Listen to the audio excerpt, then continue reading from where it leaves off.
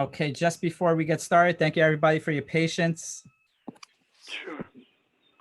Again, we will ask everybody to only talk one person at a time. There's a large number of participants in this meeting today.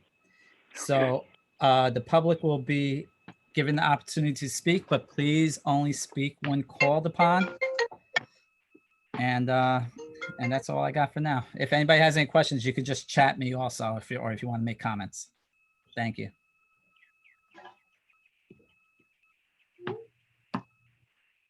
Okay, you have the flag. All right, all rise. I pledge allegiance to the flag of the United States of America, and to the republic for which stands one nation under God, indivisible, with liberty and justice. Liberty and justice for all.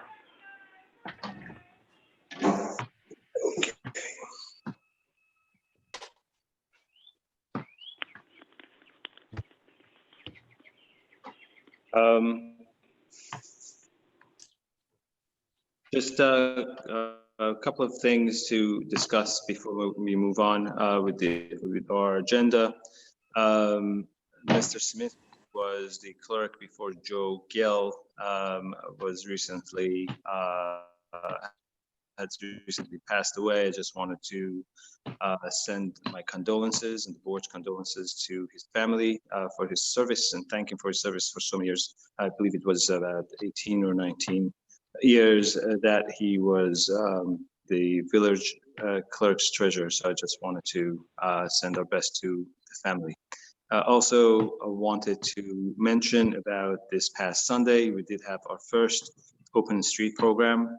There were, unfortunately, there are few stores that have closed after the pandemic and we're not able to reopen. We are trying to do this again this coming Sunday.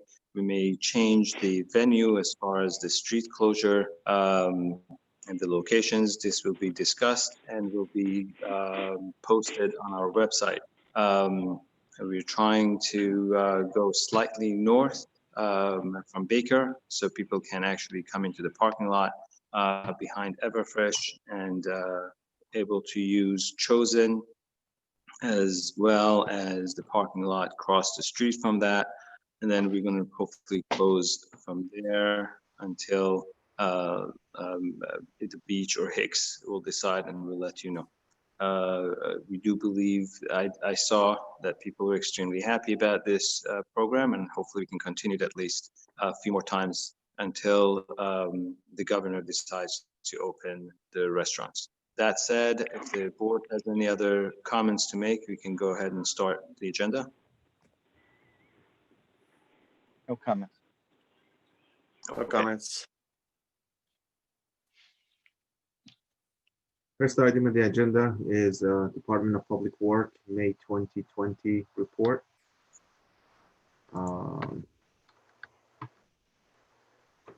Here's the report.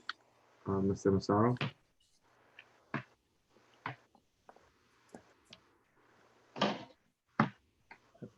Louis. Louis. Well, we can hear you trying to talk.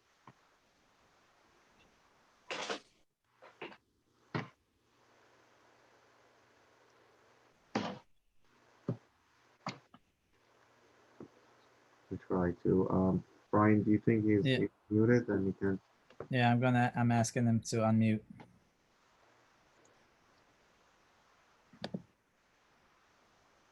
There you go. Now I'm unmuted. Yes. Now you're unmuted. Yep. Yeah, it wouldn't let me unmute. I have nothing to add. The only one thing that I'd like to make a comment on what the mayor said about the Sunday night thing is a lot of the shops are saying they got late notice or no notice until the day before. So I don't know who was in charge of that, but got to try and do better at getting the notices out to the stores. Right, so I just wanted to mention that we actually got the final okay Friday afternoon. So it was very difficult to get in touch with many different stores. But now that we know for next Sunday, I'm hoping that either Karen or Brian can contact each one of them. I tried to drive up and actually tell the ones that are open that we're going to do the open street. But again, I'm sure there's some that did not hear on time to properly arrange. But hopefully this Sunday, we're going to have that under control. And just a suggestion, if you can get either Rita's or Kona Italian, the Italian, both of those two are kosher ices. So if you can get those, maybe you can set them up somewhere in the middle. Some kind of maybe the one ice cream truck that drives around, set kosher on the window. Maybe you can ask Kim so people can have ice cream when they're walking. We don't really have any ice cream shops up on this end. I think it's a good idea. Also, I think the Zumba place is interested to have some dance classes for the kids with music. The Confidants, I believe that's what it is. So they'll be out as well. We just have to let them know about the timing. Bart, do you know the ice cream people? Or maybe I have a phone number for Rita's that we use for the Okay. street fairs. all right, excellent. And Karen has it too. I think. Okay.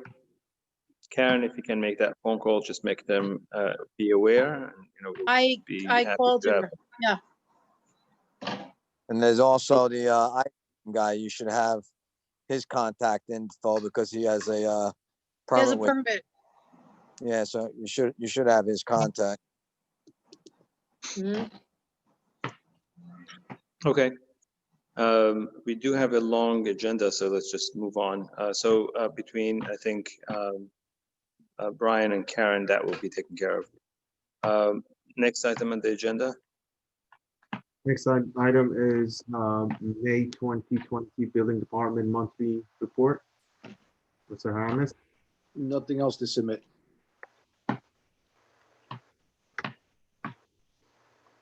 Mayor, do you have any questions? No, I Abraham, don't have the, I think you're sharing the wrong screen, Abraham.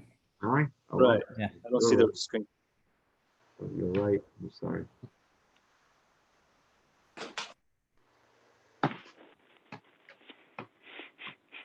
Very. So this is the report.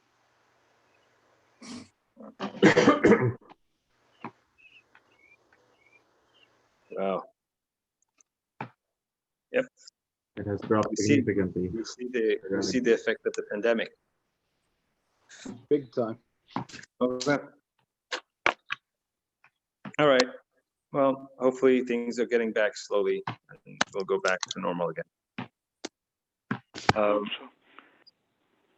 The next item is a revision to the pool application that was submitted by the resident at 31 Georgian Lane. Mr. Malini. Yes, hi, this is Mojda Molami, Mrs. Molami. How are you? Hi. So, Steve, would you like to take the board through what changed? Yeah, so what happened was they were approved at the last meeting for a 24 by 15 pool, which you can see. And we gave a waiver for the rear yard of 3 feet and the side yard of 5 feet. What they did now was they changed the pool from a semi in-ground to a fully in-ground pool. If you could pull up the next slide. This one, yeah. So the way the pool is going to be submitted now is it's going to be 24 by 12. They're going to keep the distance from the rear at 17 feet because the staircase closest to the house protrudes out. I believe they said 4 feet or 5. I can't see the number. It's either 4 feet or 5 feet. 3 feet. I'm sorry. It comes out 3 feet. 3 feet. So the 3 feet, they'd like the staircase to be on this side. So they wanted to maintain the 17 that they got the waiver for and the 15 that they got the waiver for on the left side. They're putting an on-grade patio, so there will be no more decking around the property at all.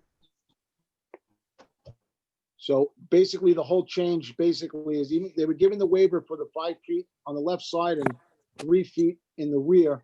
The only change is that the pool will now be a fully in-ground pool, and it will be a patio on grade. There will be no decking. It will not be raised above grade. What are those steps? Those are the steps that Those go into the pool. They go into the pool. they go into the pool. So Yes. the deck is already, the deck that was there or currently is there is going to be removed. The deck is going to be removed completely, and it's just going to be patio on grade. They still have the same catch basin on the right side of the property next to where it says 1-story frame. That's their catch basin, which will be going through a pipe to the dry well. And the equipment will still be behind the 1-story frame in the corner, Okay. between the 1-story and the 2, and it'll all be screened in. They have the proper fencing, that the gates open outward, will be self-closing, self-latching, self-locking. The whole perimeter of the rear yard will be fenced and will be lined with trees and bushes. All right. Okay. Peter, Is there a motion to grant the waiver after consideration of the criteria contained in Village Code Section 575-153 and the waiver being granted pursuant to subdivision F, under which the board may waive any of the conditions or requirements set forth if in its discretion to do so would not have a significant adverse impact upon the health, safety, or welfare of the community or the adjacent properties? Is there a motion to grant the waiver requested? So moved. Moved by trustee Hope, seconded by I second. trustee Namdar. And any discussion on that motion? Hearing none, all those in favor signify by saying aye. Aye. Any opposed? Any abstentions? It passes unanimously. Thank you. Thank you. you very much. Thank you. Thank you so much.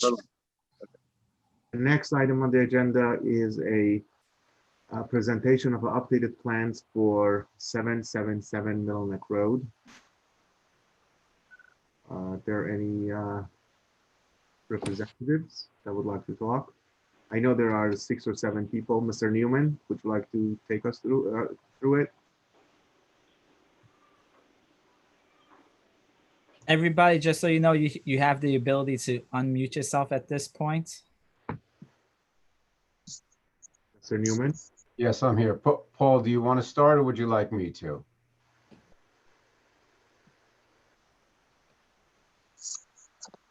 Just want to make sure council may want to introduce the project.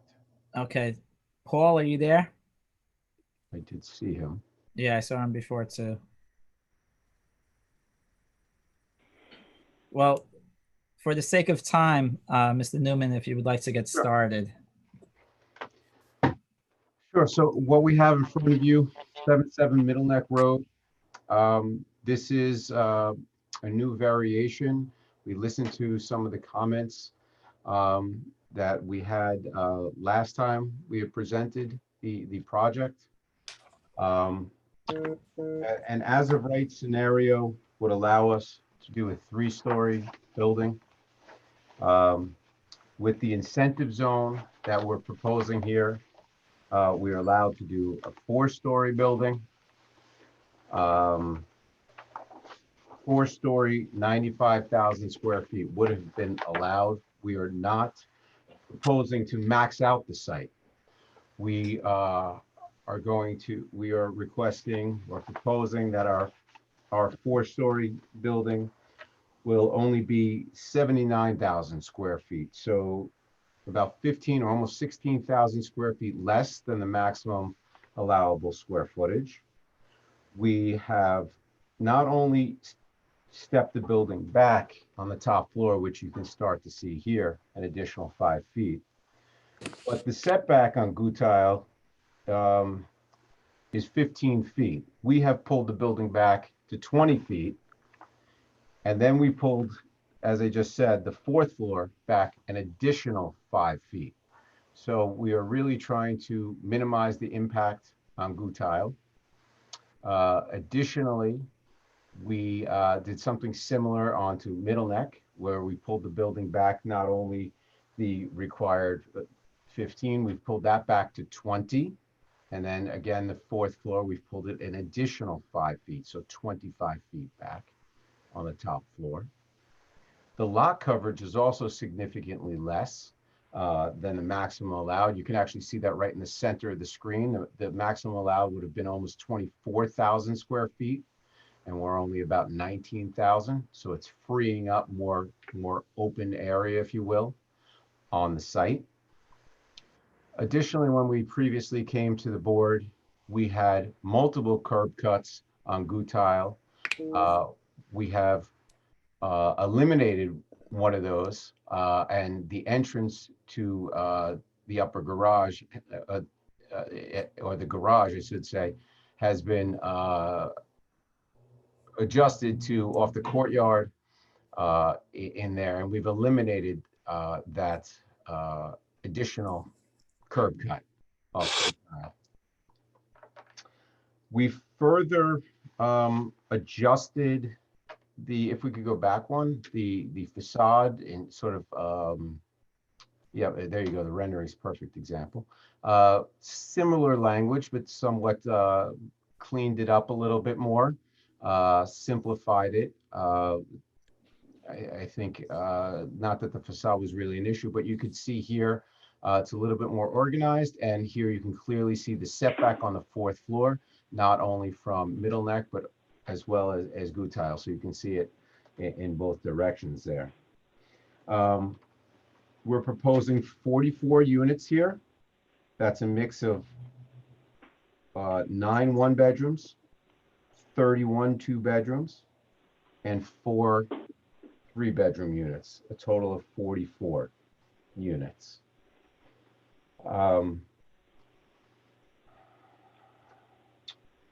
It will be a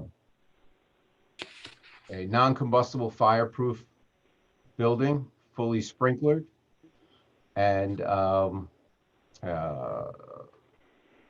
sorry, Paul, were you saying something just then? Well, I was wondering what was going on with all the animation of people and voices, but I couldn't hear a word anybody was saying. Oh, okay. So I take it that because of my silence, you started the presentation? Yes, sir. Well, thank you for that. I guess continue, and I will catch up to you, and I'll pick it up after your presentation. Sure. There's one level, also variation from previous scenario. We now have one level of below grade parking, or one level of parking as opposed to 2 levels. Therefore, impact during construction is obviously significantly less, much less excavation, less concrete, less trucks on the adjacent roads, obviously Middle Neck, Gutile, and throughout the village during construction. So we've also simplified that as well. Paul, I've touched on the overall changes between the scenario. I don't think you could hear me. I emphasized. And so if I could at least start a formal presentation, and then I'm sure you've hit upon most of the items already, but if I've missed anything, by all means, I wanted you to give an overall view. Okay. So just for the record, this is 777 Middle Neck Road, Section 1, Block 16-3, lots 216, 317, 318, and 322. Peter, I'm sure you've already called this, but I guess the record is complete. And by the way, if somebody has taken the record, this is Paul Bloom, Harris Bloom, and Archer, 25 Fort Hollow Road, Melville, New York. The property is owned by the Shirian family under the name of the Lions Group, Roman numeral 2 LLC. It is in a Residence E multifamily district within the village. It also is in the incentive overlay MNR-MIO zone, which permits incentives for projects that are within this district.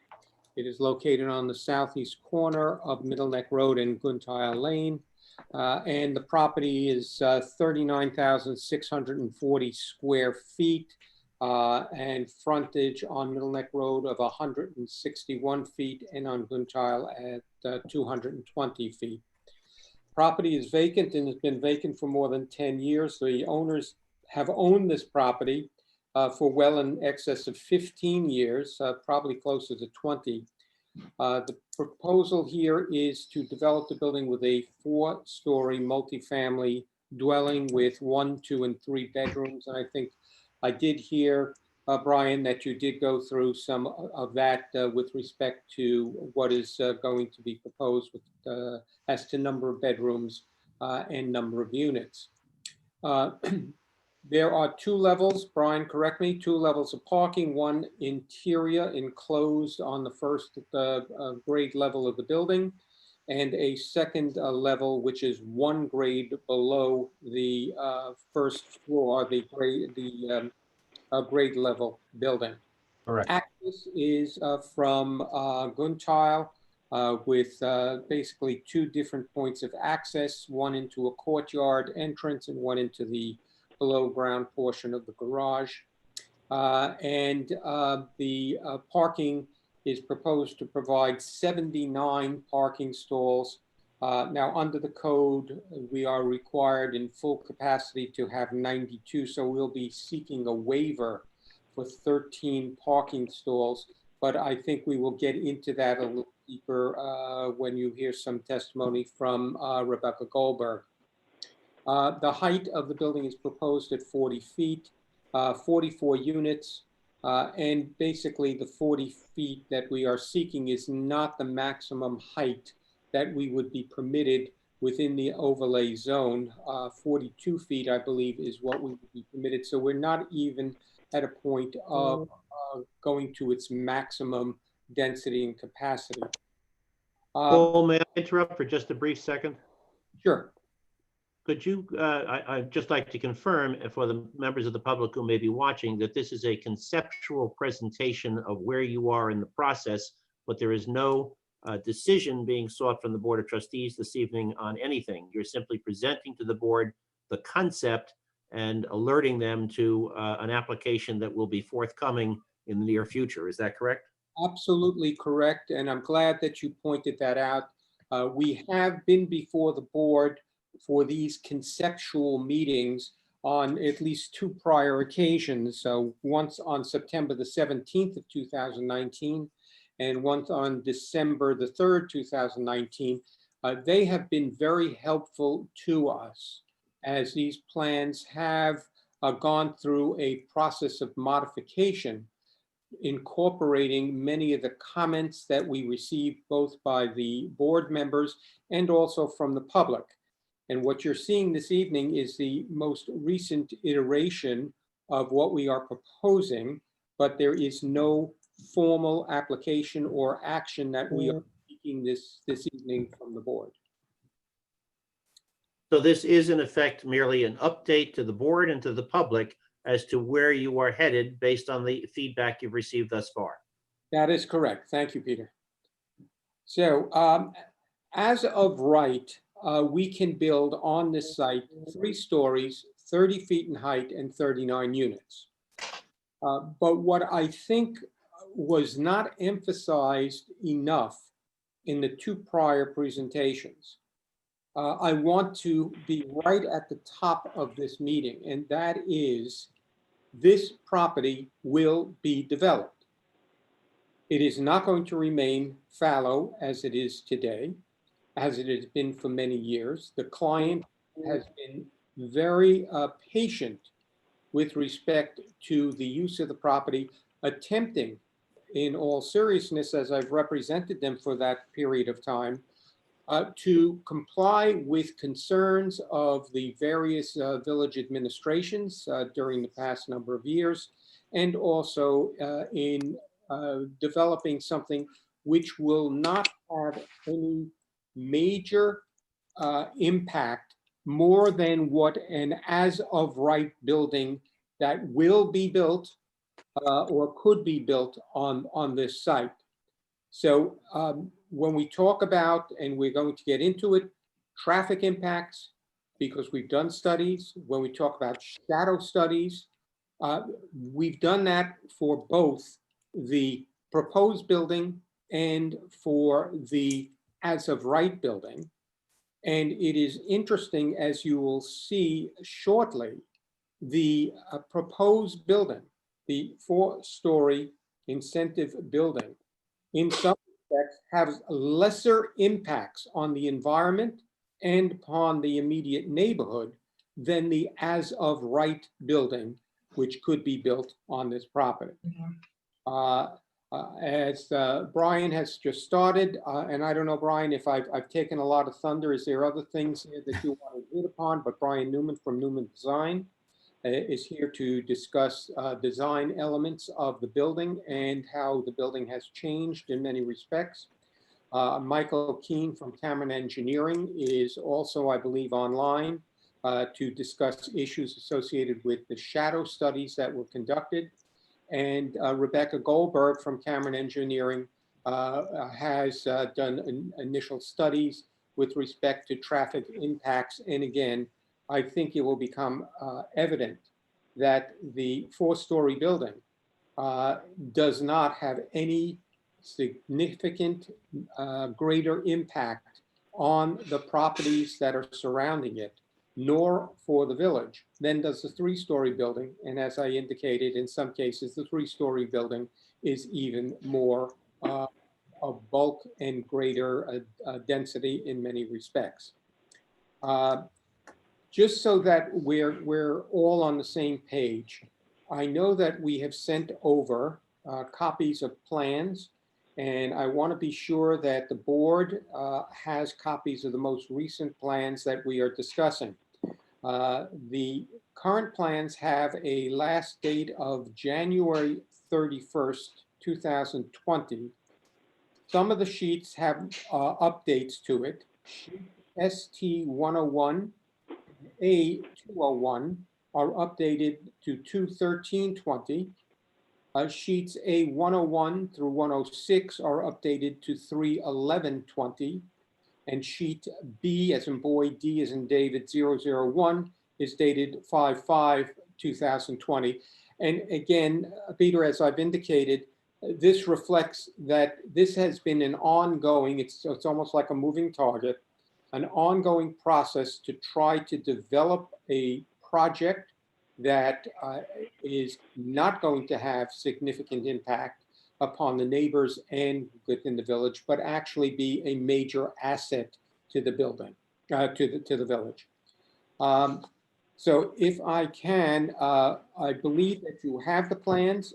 Do you also, Abraham, have copies of the comparative shadow studies? Yes, we do have that. Okay, because I'm going to ask Michael Keane to address that. And there is also a chart of as of right comparison of the as of right, the incentive. That's it. Thank you. The incentive, and then the incentive with additional setbacks.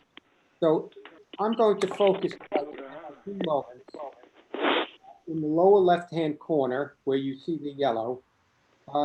The as of right building, the 3-story building, which is the first building that's above it, has a lot coverage of 23, almost 24,000 square feet.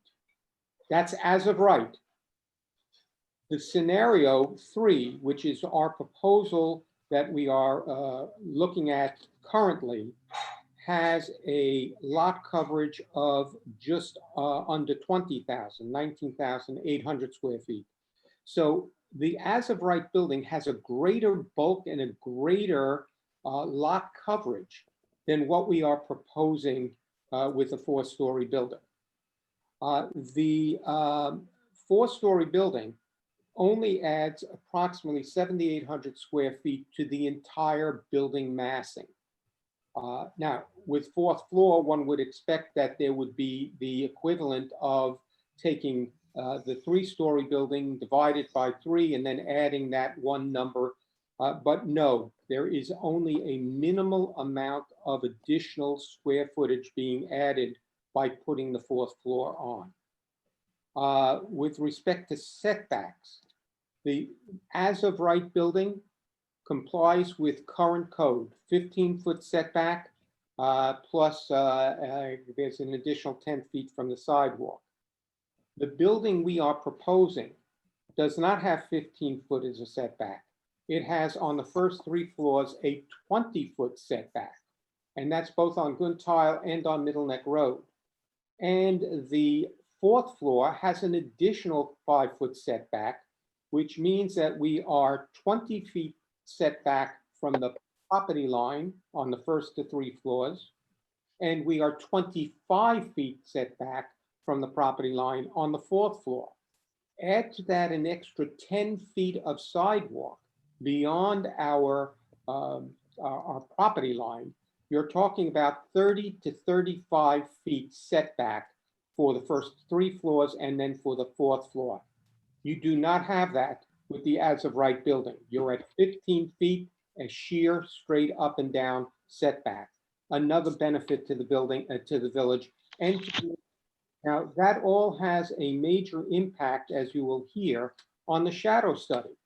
One would think a 4-story building is going to cast a much greater shadow on the properties within the neighborhood, especially. Paul, I'm sorry to interrupt you. I just wanted you to repeat how you got to the 30 and 35 setback and on the first 3 floors, if you can just explain that one more time. Absolutely. The code requires 2 means of setbacks.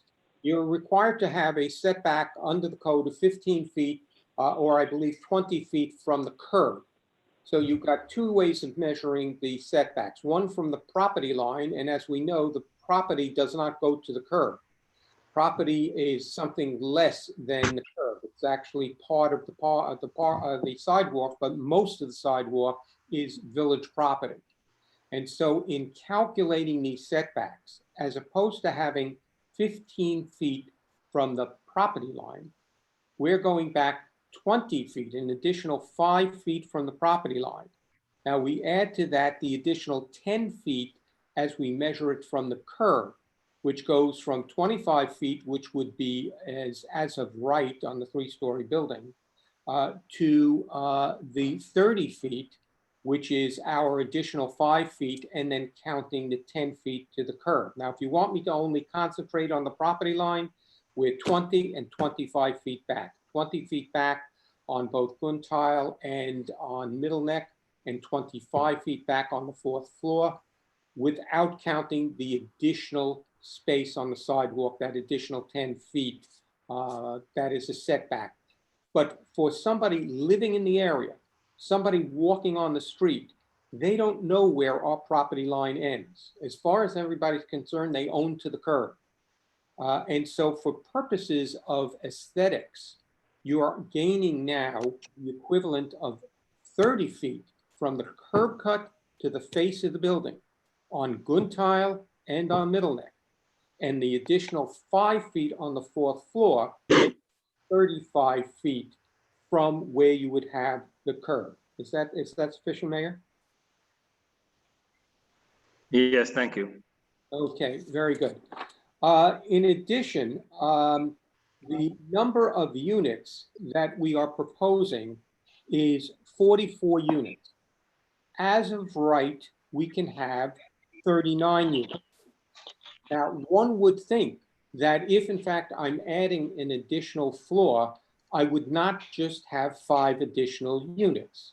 And that's all we're asking for, 5 additional units. And I will tell you that those 5 additional units are 100%, all 5 workforce housing units.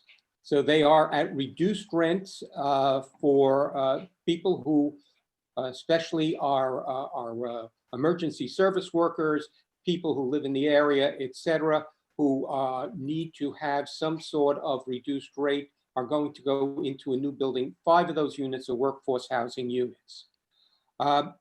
Why is it that we only have 5 additional units? And the answer is, I think was mentioned or should have been mentioned by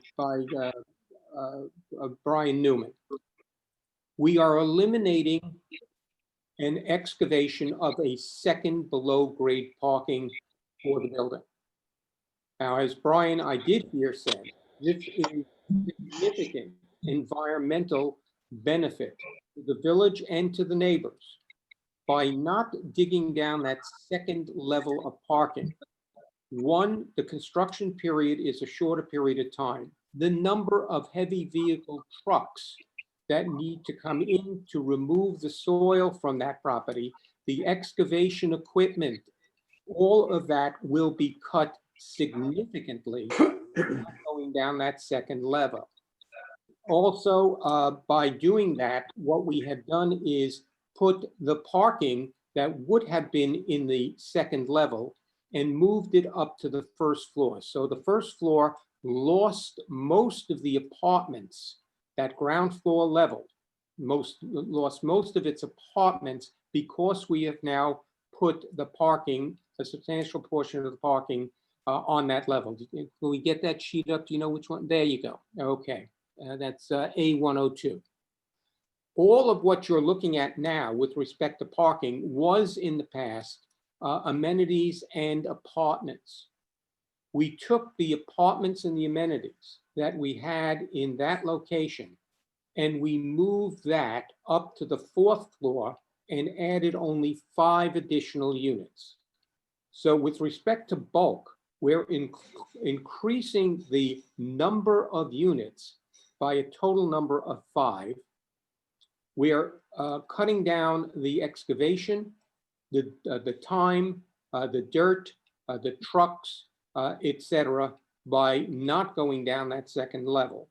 And we have also, as I indicated, reduced the lot coverage by a significant amount. I believe it's the difference between, so it's about 4,000 square feet of additional area, which is for the as-of-right 3-story building. So with that, if Michael Keene is available, I'd like him to present the visual impact of a shadow and the shadow studies that were prepared comparing the as-of-right building with the proposed building. And I think you, as the public, will see that the differential between them is totally insignificant. Okay, yes, thank you, Paul. Thank you for that introduction. While the host is bringing up the shadow assessment figures, I'll just quickly introduce myself, Michael Keene. I am land use and environmental planning lead at Cameron Engineering. We were retained by the applicant Lions Group to prepare the State Environmental Quality Review Environmental Assessment Form and supplemental documentation, which includes, as Paul mentioned, traffic as well as shadows. Okay, so just to introduce an overview of the methodology for the shadows assessment. And if just quickly, we had submitted, I believe, to the village, you should be in receipt of 4 figures. 2 for the as of right shadows and 2 for the proposed project. If you do not have those, I can quickly send them to, is it Brian Rivera? Are you controlling the screen? That's Abraham who has control right now. Okay. Abraham, it appears that you have 2 of the 4 that we'd like for attendees to review this evening, and I'd like to walk you through those. May I send those to you really quickly if you provide me an email? Sure. Okay, I'll need your email, Abraham. It's Mike, I'm just going to send it to you right now in chat. Perfect. Okay, please, thank you. Welcome.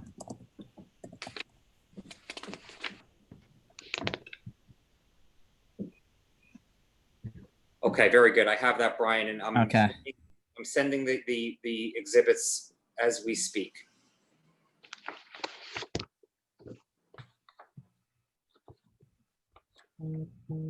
Thank you for your patience.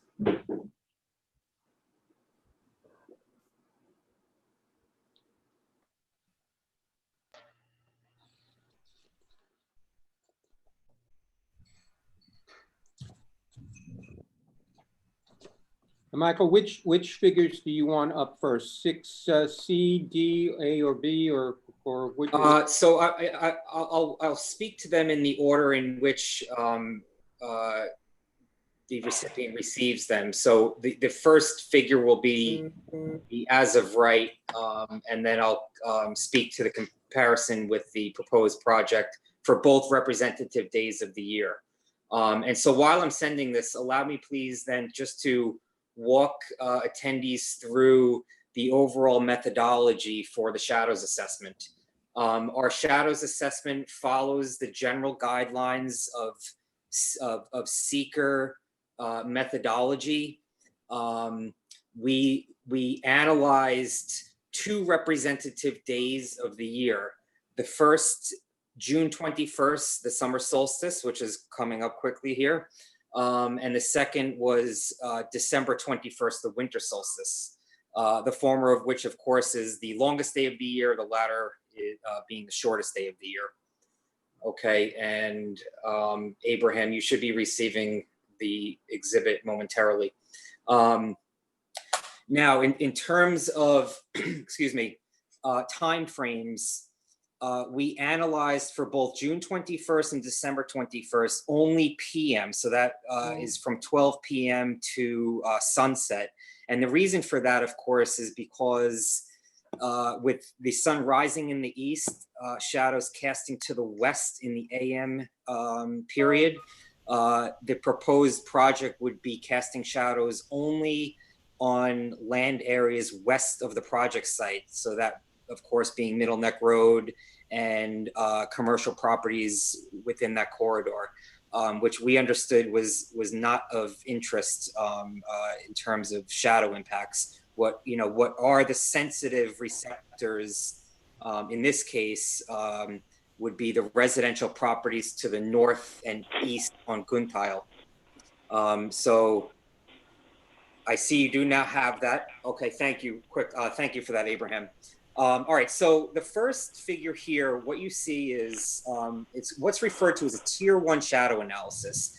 You see the proposed project there at Guntile and Middle Neck Road. The calculation you see there is 179.17, so about 179 feet, okay? How we determine the shadow study area is a fun factoid. You can take the height of any structure in this hemisphere and multiply it by 4.3, and that will result in the longest shadow that can be cast at any given time of the year. So in this case, with a 41-foot, 8-inch tall building, we multiply that by 4.3, and we end up with a little over 179 feet from the project site. So that's our study area. That's our area of concern. It's the area where shadows can reach. And if you could advance to the next one, exhibit, please. Okay. So this is now the tier 2 shadow analysis. Okay. Because of the direction of the sun in this area of the hemisphere, the area that you see in that triangular portion south of the site can never receive shadows. Okay. So that's roughly plus or minus 108 degrees from true north. Shadows can never reach those areas at any time of the day on any day of the year. Okay, so now we've drilled down even further to the area of potential impact. Next figure, please. Okay, so as we said, we've analyzed both the as of right building and the proposed building on 2 representative days of the year. This first exhibit you see here is the winter solstice, December 21st, the shortest day of the year. And this is the 3-story building. Now, we've time-stamped the analysis period. As I said earlier, shadows begin to reach the properties on the north side of Guntile Lane at about noon. Okay, and you can see that first residential property, which is not that corner building, of course, but the next one to the east. Okay, and then you can count 1, 2, 3, 4, 5. Those 5 properties receive shadows. Now you can see with a 3-story building, the shadow is really at noon just kind of grazing the southern portions of the residential properties. And of course, it being winter, December 21st, these shadows are moving very quickly. They're short. Again, they enter the residential properties around 12 p.m., that first one just to the east of the commercial property. And then by 2:53, they've now reached, if you see that fifth one all the way to the east there, just grazing that property there.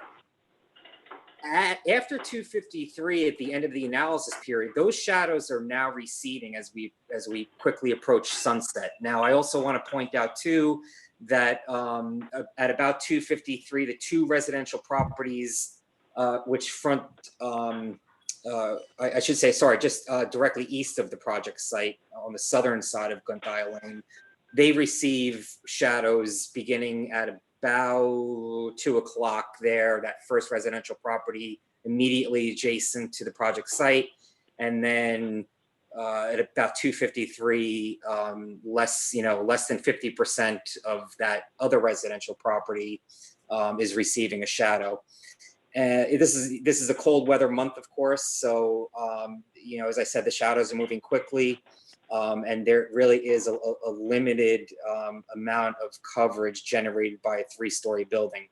Now, Paul teed up sort of this in seeker. We look again at the as-of-right scenario, and then we compare that against the proposed project. Okay, and then we look at that incremental difference. Okay, how much does our additional floor area, height, lot coverage generate in terms of shadow? Okay, so let's move now to the next figure. Okay, so here's our proposed project.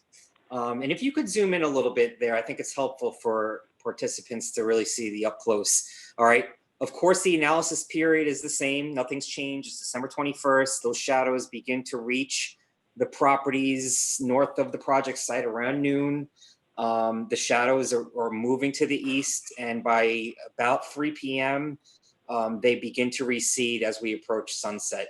Now, I think if you could just toggle back and forth once or twice to give participants, a clear understanding of this very de minimis incremental increase in shadow coverage. I hope in this instance, a picture tells 1,000 words. I point out too, of course, we're dealing with printed material. So, it's easy, I think, for a viewer to look at this and think, oh, geez, these shadows are just sitting on residential properties all day, every day. And that's not the case. They are moving very quickly. Okay, let's go to the summer month, the summer solstice, June 21st. All right, here's the as-of-right building. It's a 3-story building. Analysis period, again, PM hours, because AM, the shadows are, again, to the west of our site, outside our area of interest. Very telling, okay? The shadows, starting at 12 p.m., never reach throughout the entire day the residential properties north of our project site. They receive absolutely no shadows whatsoever. Okay, beginning in the very late evening at about 5 p.m., and if you could zoom in there a little bit. Thank you. At about 5 p.m., the residential property directly east of the project site begins to receive a shadow at 5. At about 6, it enters that next property to the east, 601. And thereafter, the shadow begins again to move further south as the sun begins to set in the northwest, part of our hemisphere. So very, very different in terms of shadows cast between the summer month and the winter solstice. Okay, and again, in sum, for just about an hour, there are 2 residential properties that are going to receive some shadow. It's not fully enveloping their site. As a matter of fact, that second residential property to the east really, is just grazed with a shadow at about 6 in the evening. And that shadow will, again, recede towards sunset. Okay, next proposed project, 4-story building. Again, analogous in terms of where the shadows fall. They, of course, are going to be slightly longer because of the additional 10 stories or 4th story, if you will. Sorry, 10 feet or 4th story. But, in terms of duration, it's really, it's so de minimis that it cannot be measured in terms of the analysis period beginning at 5 p.m. when shadows are first hitting that residential property, and then ending just at about 6 o'clock. Okay. And again, no shadows to the north on those residential properties. At any time during the day, is that correct? That's correct. At any time in the day. Yeah.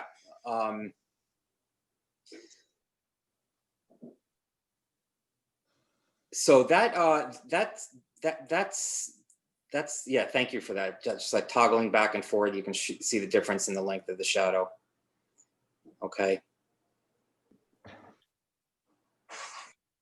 So we're hoping that this provides some clarity or answers some questions about where the shadows fall, for how long they fall on the residential properties immediately adjacent to the site. Happy to take any questions, whether it's now or during Q&A. Let me just recap if I can, and since it's your exhibit and not mine, when I go astray, you're going to tell me stick to the law. It's fair to say that in both situations, as of right 3-story and the 4-story, during the summer months, the houses to the north have 0 impact. Is that correct? Yes, that's right. Again, you can see beginning at noon right through to sunset, those shadows are falling to the east and south. And the 2 houses that are to our east have somewhat of an effect, again, summer months, somewhat of effect for approximately what, 2 hours during the day? For June 21st, it's beginning at 5 o'clock and then ending at about 6 before. So it's 1 hour, for 1 hour. Yeah. Okay. Yeah, that's right. And going back to the December months, you're again talking about no significant difference in shadow between the 3-story and 4-story, but what is the entire duration of its impact on the houses? Over what period of time and what time? Less than 3 hours. And that's not consistent. That is spread over all of the houses that are. Yeah, that's right. Right. So, as you can see, beginning at noon, that first residential property just adjacent to the corner commercial building receives the first shadow along with, let me just see here. Could you just zoom in a little bit, please? Yeah, and just keep in mind, so the U shape to the building, you can see the portion of the building that fronts Middle Neck Road. No, good time. Good time. Yeah. Well, yeah. So it I guess maybe backs up to Middle Neck Road then. The upper part of the U. That's right, right there. So that creates that noontime shadow, and then at the same time, you sort of have to just follow. If you look at where the 12 p.m. timestamp is, and you just sort of trace your finger and head east, you can see where the eastern portion of the building, where that that's right. Thank you. Where that shadow is cast at that time. Okay. But that's right. So as the afternoon progresses, the shadows are moving east. So that first residential property will receive less of a shadow. That shadow will recede from that property as the shadow moves east. And this would be consistent of whether it's a 4-story or 3-story building. That's right. That's right. Now, it's counterintuitive. We're adding 10 feet and we're putting an additional story onto this building. I'm going to make a statement and you tell me if I'm correct. Is the fact that there is this de minimis impact between the 3-story and 4-story directly related to the additional setbacks, both on the 1st floor and also on the 4th floor? So for this, that's a great question. So for this, You told me to ask that question. Well, come on. Yeah. So for shadow assessments, what we do for conservative purposes to assume the reasonable worst case scenario, when we build out this this model, we presume, or I should not, maybe that's the wrong word, but when we're building out the model, we're not taking into account the setbacks because we're looking at absolute overall height, right? So the maximum height that the building is reaching, okay? And so the model understands that the building is built uniformly from the ground up with no upper floor setbacks. So, you know, I suppose I would have to talk to our GIS shadow expert that, you know, produced these, whether we could nuance that to take into account the setback and if that would pull back the shadow even further. I don't know if that's been done before, but we can look into that. What I'm saying is we're looking at a worst case scenario. Yes. Taking into consideration that there is a 10-foot setback on Right. Grimsdale for that 4th floor. And Yep. therefore the shadow is not being cast at the edge of a sheer building front and doesn't take into consideration the fact that there is this additional setback. And so what we're looking at for the 4th-story is really something which is a worst case scenario. And certainly the shadow would be a lesser shadow to some extent. I don't know what it would be, because that additional height is not sheer with the face of the building. That's right. That's absolutely right. Can I ask a quick question here? Just to clarify. So you're saying the presentation that you gave, the as of right 3 stories and the 4th-story, 4-story building, they have the same setbacks and masses? No. Or did you take into account when you gave the 4th-story at least the 5 feet setback from ground? Well, it's more than that, Mayor. It's 10 feet, but the fact— I know, no, hold on, Paul, because he said he cannot do the 4th floor. He did not calculate the 4th floor going back another 5 feet. My question is, the presentation that we got today, it's 3 floors with 10 feet setback and 4 floors with 15 feet setback. No, Not it's 20 and 25, Mayor.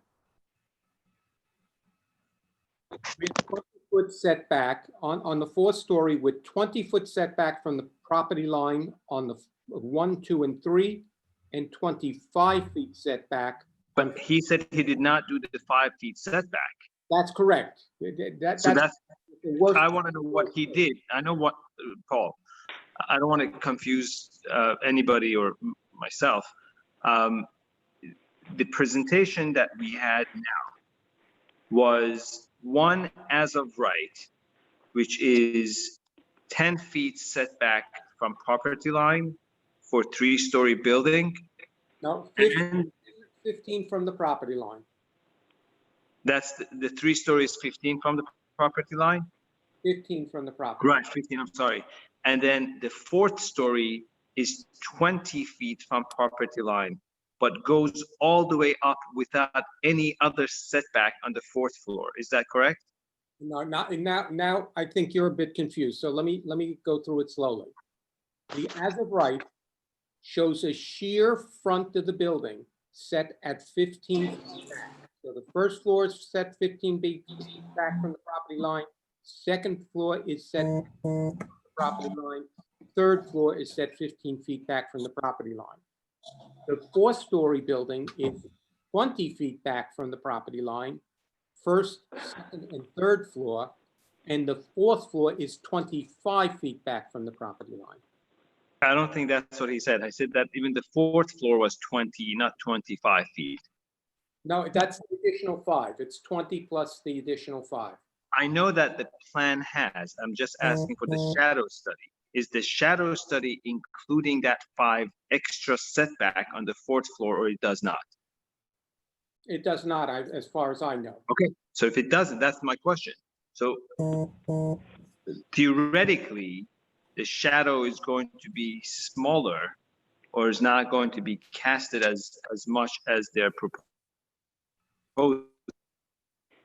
Theoretically, I don't know if that's going to be true, but okay, that's something they have to find out. That is why I called it the worst case scenario, because it does not take into consideration that additional 5-foot setback, as you just stated, on the fourth floor.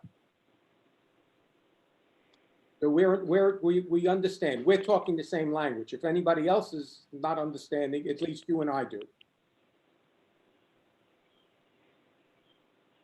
Michael, do you want to chirp in? Yeah, no, I think that's precisely right. And I'll just sum up by saying that the shadows assessment, the model assumes that the building is built uniformly from the ground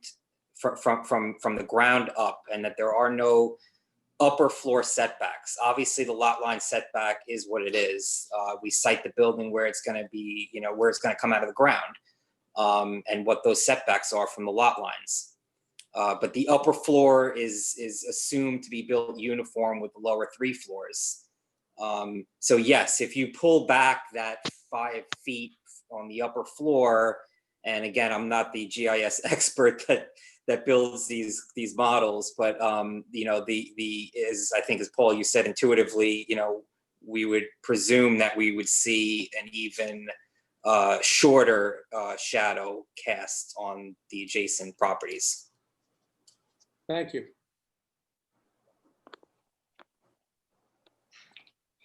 Anybody else have any questions of Mike Kane? Thank you, Michael. Could we get Rebecca Goldberg on? And thank you very much. And thank you for clarifying things that I didn't understand at all. Yep, my pleasure. I do now. Okay. Okay, good evening, everyone. Rebecca Goldberg here. I am just a point of introduction. I'm one of the transportation engineering leads at Cameron Engineering. Business address is 177 Crossways Park Drive in Woodbury. And as Paul mentioned, we are preparing a very detailed traffic study to examine potential traffic impacts for this building, when we will be submitting this study to the village together with the long form EAF. And I'm just going to summarize the key points of the report to date, and I'll be happy to answer any questions that the board may have. I'm going to try to share my screen, if you'll bear with me a moment. Am I allowed to do that? It's nothing that they haven't seen before, I'm sure. You're not going to show people on the beach, are you? No. No, I just wanted to show a street map with Okay. the site in relation to the study intersections. Sure, you could do that. Go ahead. Okay.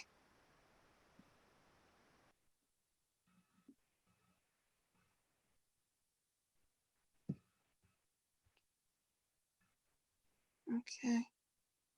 Is this showing? No. I like the beach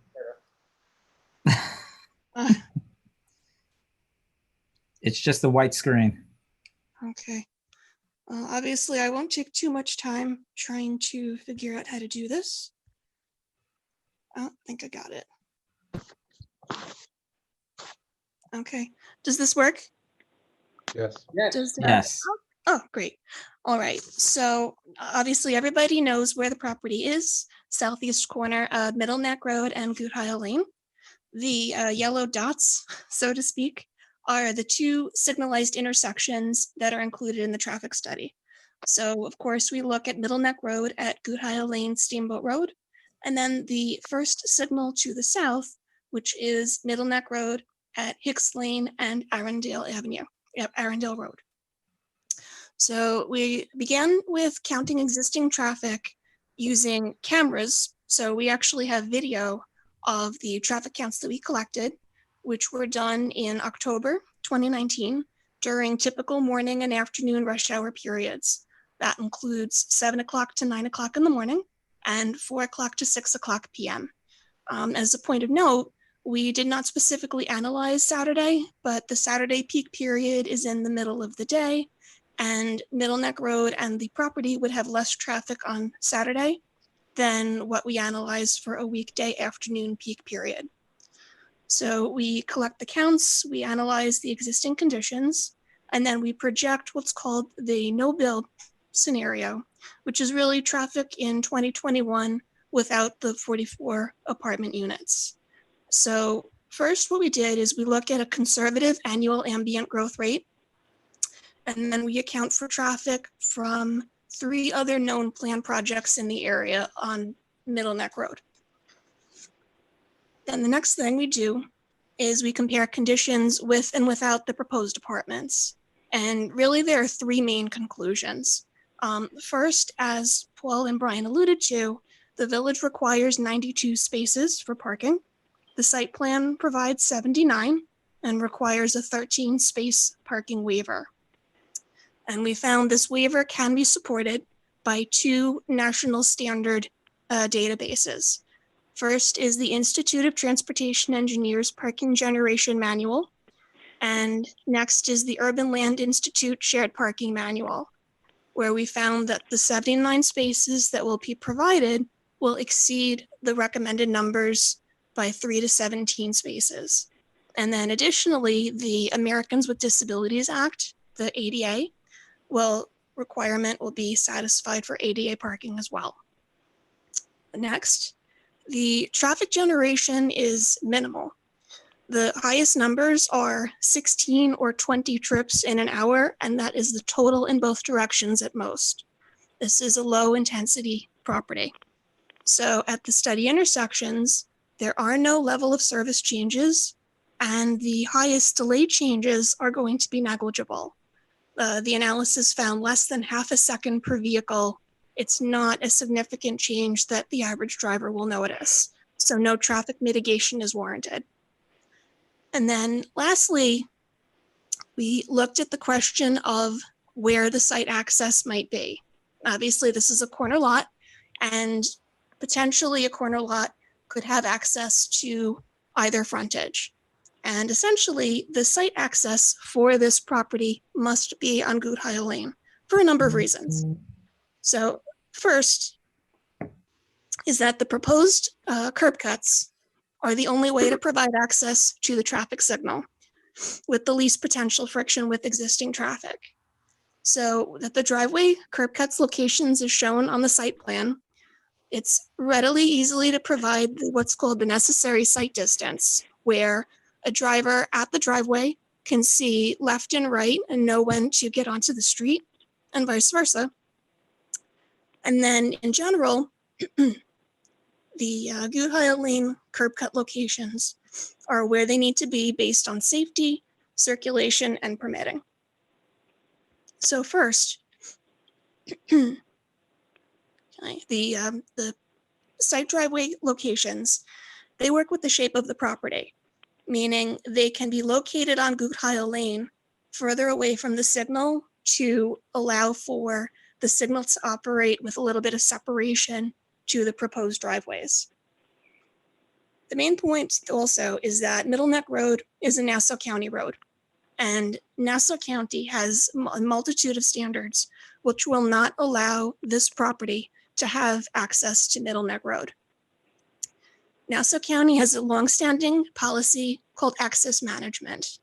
And essentially what that means, for a corner lot, the lot is required to access the side street, which here is Goodhile Lane, as opposed to Middle Neck Road. And then based on where the property is situated, If there was access on Middle Neck Road, there would be no access to the traffic light.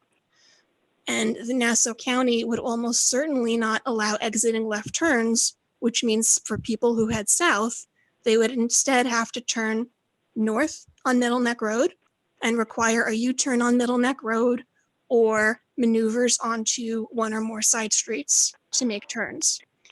It would not be an optimal situation.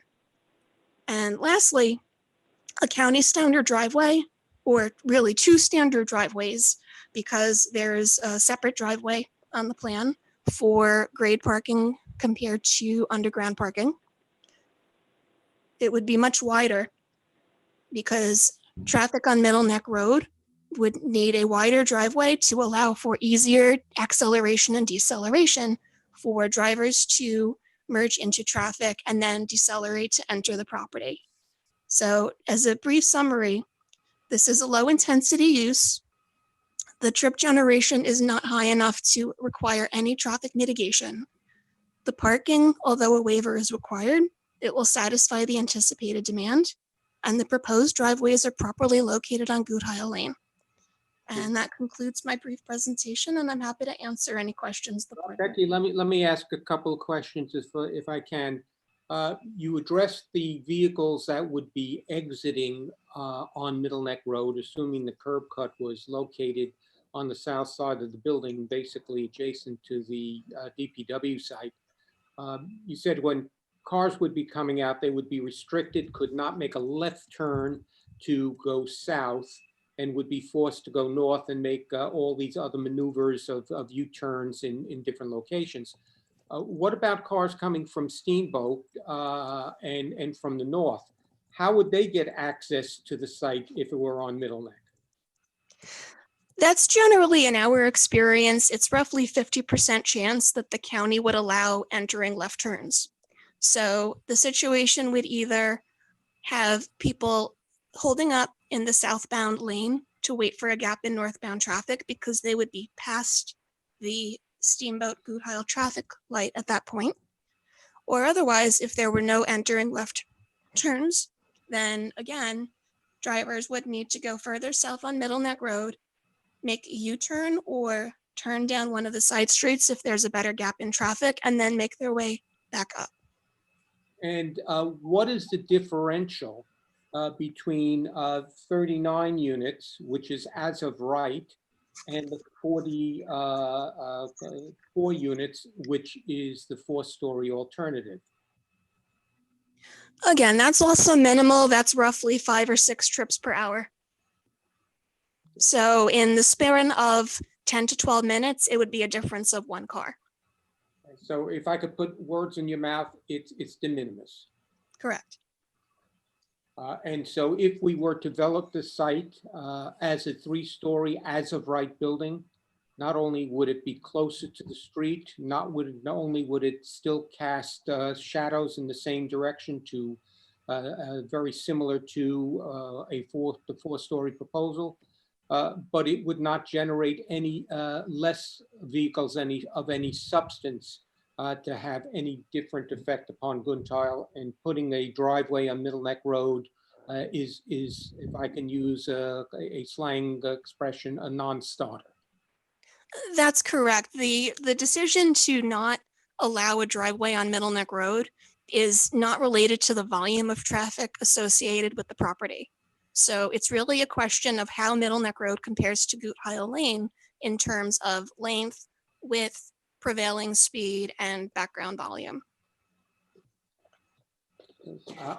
Anybody else have any questions? I had a question. I just wanted to know how many days were the study done?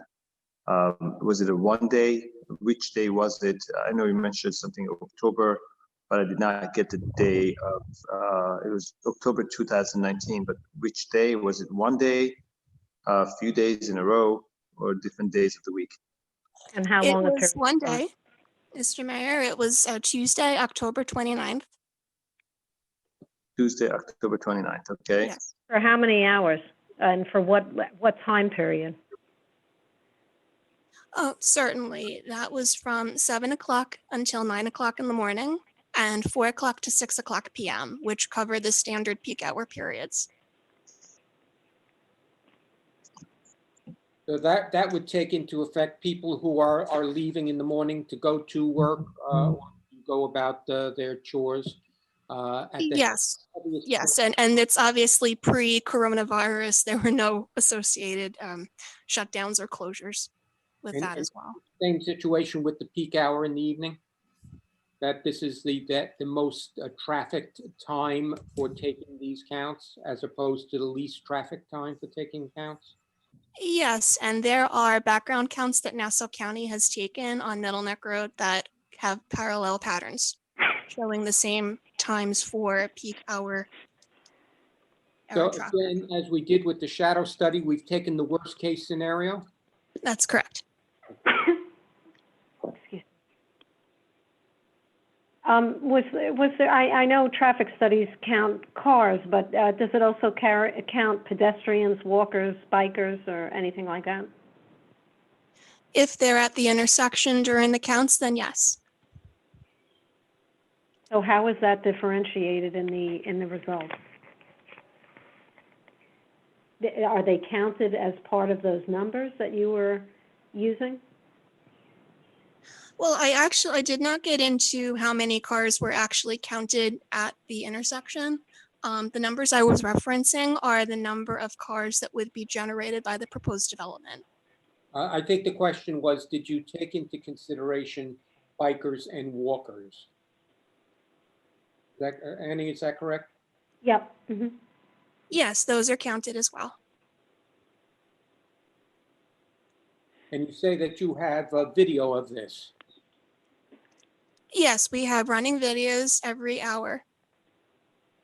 So if in fact somebody were to ask you, well, how many people were crossing the street at Guntile and Middle Neck at some particular time during the study period, you would actually be able to give them a number. Is that correct from the video? That's correct, and the numbers were fairly small in general. Generally, the pedestrian traffic that was counted, it was north-south, and that has most of the time at the traffic light. So it doesn't really impact any the signal operation. You get more of a quote-unquote impact for a pedestrian if there is someone crossing east-west, which means they need more time to get across. Okay, are there any other questions from anybody of either Michael or Becky or of Brian? The member of boards have any questions before we open it to public?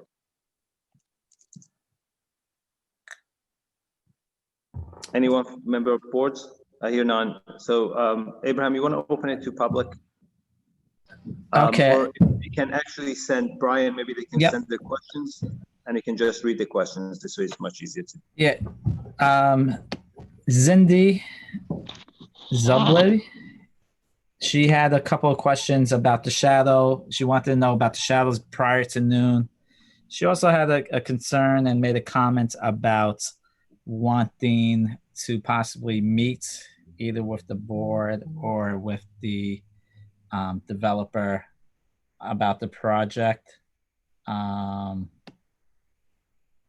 There was a couple of questions going and comments going back and forth. Maybe for Zindi, we could allow her to ask her question. She was waiting pretty Okay. patiently. Okay. Zindi, are you there? Yes, Cindy, hello, it's Cindy. I am here. Oh, I'm sorry, Cindy. I'm Yes, thinking of hi, somebody Abraham. else. Hi, it's Cindy. I live exactly next door, exactly to the property. So I'm at number 6. So I will have the driveway at my bedroom. I will have all the noise at my bedroom. And I will not have any more garden space or backyard because of the shadows. And I haven't talked to anyone because it's the first time that I'm hearing about all of the construction. I'm seeing it. My neighbor alerted me that this is going on, and it just would be nice if you guys would meet with us, perhaps, so we don't have to do it this way. I mean, I'm the one who's directly in line of all of the construction and the cars and your shadows and everything else. We- So we I'm under- just we have requesting at no- some point, we have would you no meet with us residents? I was going to say, we have no objection of meeting with you. And Abraham could send over to you my email address, and we will meet with you and anybody else that you believe is concerned about this and wants to know more about the project. Yes, we're concerned also because we have special needs and we have special need buses that come down our street, as well as, I think, buses from the yeshiva. And it's very difficult to turn around on our street with the buses. I work for the school district. I also work buses, so I know what the difficulty is. So that's something else we should discuss. The agenda is yours. You just contact me and we will schedule something to meet with. Just to interject, I think that's a great idea for the, again, Paul, I appreciate the fact that you are willing to meet, and I think it's a great gesture, both for the board and the members of that community in that area. To Right. me, Well, I've been living there. I'm probably one of the original residents on that block. So it Right, would and I be think nice a to lot of know those what my things total can be- impact is. Right. So one thing I know, just not to minimize your concern, the shadow, and you're thankfully you live on the east side of the building. So during the morning hours, you have the sunlight until about maybe later in the afternoon. You're on the Right. same side of the building or across the street? I'm next to your building. And I'm not the owner. Not the mayor. Yeah, I'll be next to that building. Right. And I'm also, when they took down the house next door, number two had a lot of vibration in my home. Mhm. You have So to I hold think on, it would there's an emergency here. Hold on.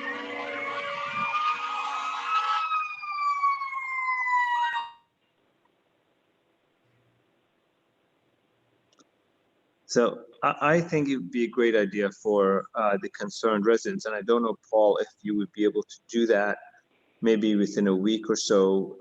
If you're going to put this on the agenda, maybe a lot of those concerns can be mitigated before the next meeting.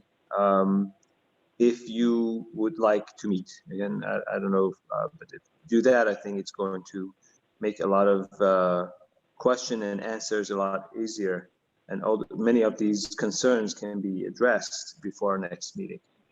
My only concern, and as you see, I jumped immediately and said yes, and we'll do that, and we will try to do it within the next a week.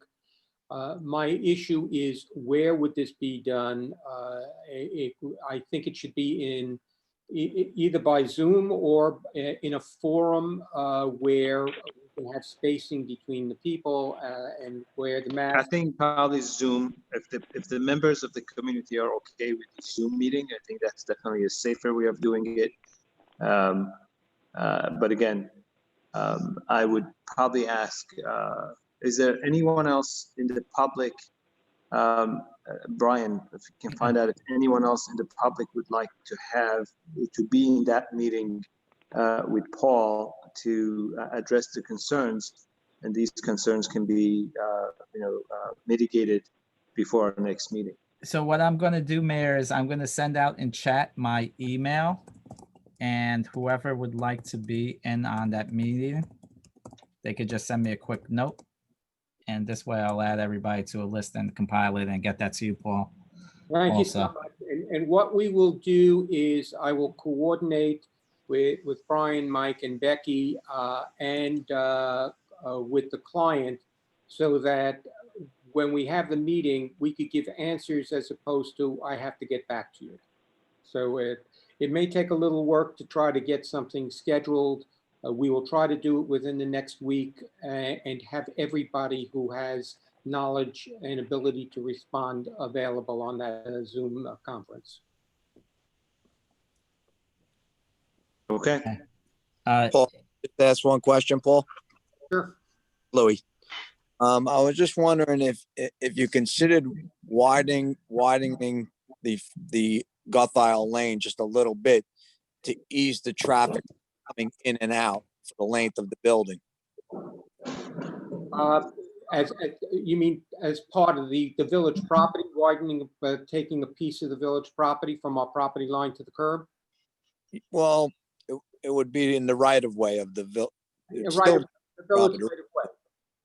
In other words, there's probably I would have to imagine 6 or 8 feet from the curb line now that's still village property. We estimated 10, Louis, but okay. Yeah, I don't know what it is, but if you widened it, let's just say 4 feet or 5 feet, it would be easier for cars to come in and out from the traffic light there. Okay, I certainly think it's a reasonable request and would certainly be an enhancement. And I haven't even mentioned the fact that there will be an incentive contribution that we will be making to the village. That sounds like something that could be incorporated within that concept. I will definitely bring it up with the client who unfortunately had an emergency situation, is not on the Zoom call, but I think it's a reasonable suggestion. And I think it will in fact enhance the roadway. That's a personal feeling, and I'm a lawyer, not an engineer or the owner. So at least you got one vote here. I'll see what I could do. No, and just to make a comment, I know that you live in the village, Paul, so I don't think that you would be doing anything that would hurt the village, and that's my personal opinion. I'm glad you mentioned it. Over 45 years here, I love it, and you're right. I'm looking for the growth of the village, and this I think is a phenomenal project in terms of the additional tax revenues that are going to be realized from this structure. I think the revitalization of an area of the village and the upper portion of Middle Neck Road that is just crying out for revitalization, a major investment in the village. I'm proud to be associated with it as a long-term resident. Thank you, Louis. I do appreciate it. You're welcome.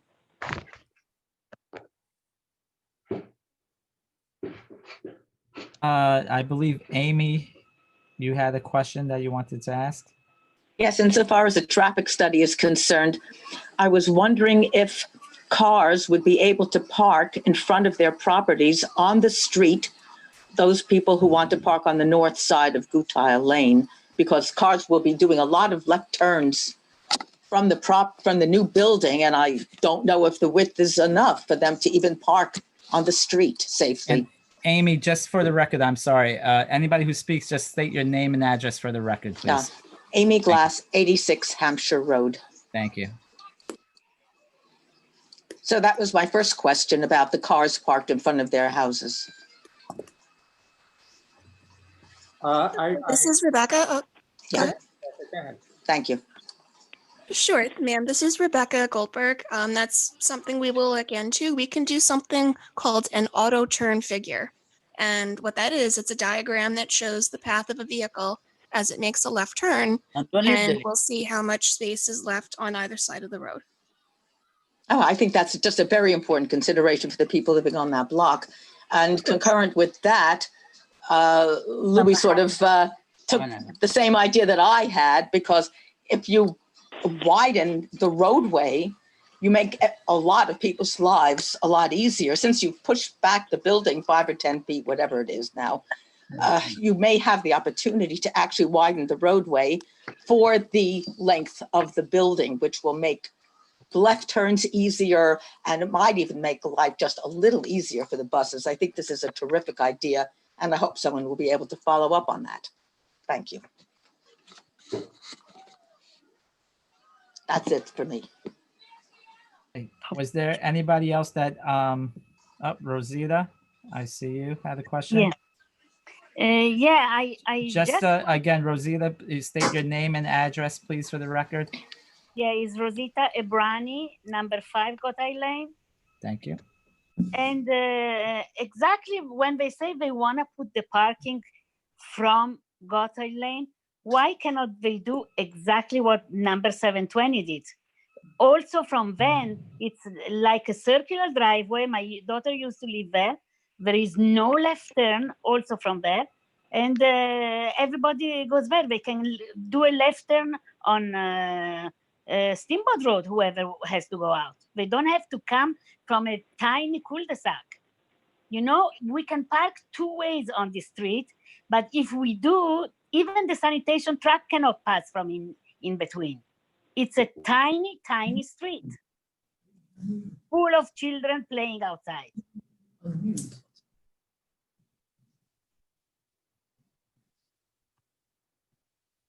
So this is my question. They shouldn't consider the parking at all from our street. They already addressed that issue though. And I'd welcome the Paul Bloom to just quickly reiterate what was said about having the parking on or Rebecca about having the parking on Middle Neck Road. If you could just do it very briefly for Rosita. Can I say something? Can I say something? Oh, 1 second. Let's just have that question answered. Okay. Let's address the question on the floor. So the anticipated site parking will accommodate the demand. So there should not be people parking on either trying to park on the street associated with the property. Okay, no, Rosita, I don't know your last name, Rosita, I'm sorry. Yeah. Ebrani. Ebrani, again, wanted to address why the entrance and exit were not on Middle Neck Road. And even though you went over it in depth, I guess if you could just give her a quick nutshell as to why that was not possible. All right, so I don't have the aerial photo of number 720 Middle Neck Road in front of me, so I can't say if it is a corner lot. If it's only fronts Middle Neck Road, obviously the property needs to have some sort of access on Middle Neck Road. It's just that access, like you said, has no left turns, and it requires people to turn right only and then make a U-turn somewhere else. So actually, oh, I'm so sorry to interrupt you. It is a corner lot. It is on the corner with Arundel. It's a corner lot and Okay. it's a much larger intersection than this one. That's Oxford Plaza. Okay. Intersection of Okay, Airedale, again, Ms. excuse me, everybody, only one person. Again, this is a Zoom meeting. We cannot understand or hear everybody. It's being live streamed. So again, one person at a time, who, you know, we will get to everybody. So please, let's just be patient. I see Paul raising his hand. Let me try to explain the differential between those buildings. What Becky said, what Rebecca had said that may have been lost in translation someplace, is because of the configuration of the property. This piece of property has a greater street frontage on Guntile than it has on Middle Neck Road. The Oxford building has probably double the road frontage on Middle Neck Road than it has on Arundel. And so the configuration of the property is such that the larger, the wider road frontage is on Middle Neck Road. I also know that there is parking, and that's also accessed from Middle Neck Road. And again, for the same reason. The concern there was that that Arundel is a much more active roadway than Guntile is. And cars are coming there going east and west, coming from Hicks Lane, coming from Middle Neck Road and then also coming from the west. And that would have created a lot of conflicts for cars coming in and out of the driveway.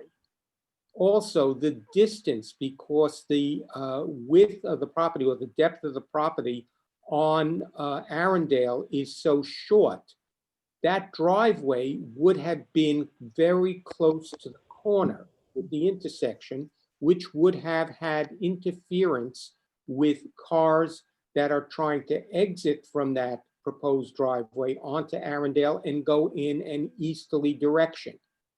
Again, they would have then had to restrict all exiting to no left turn, and everybody would have to go off to the east, to the west, and then would have to make a U-turn on Arundel or go into the Park District or go all the way to the school or somewhere else.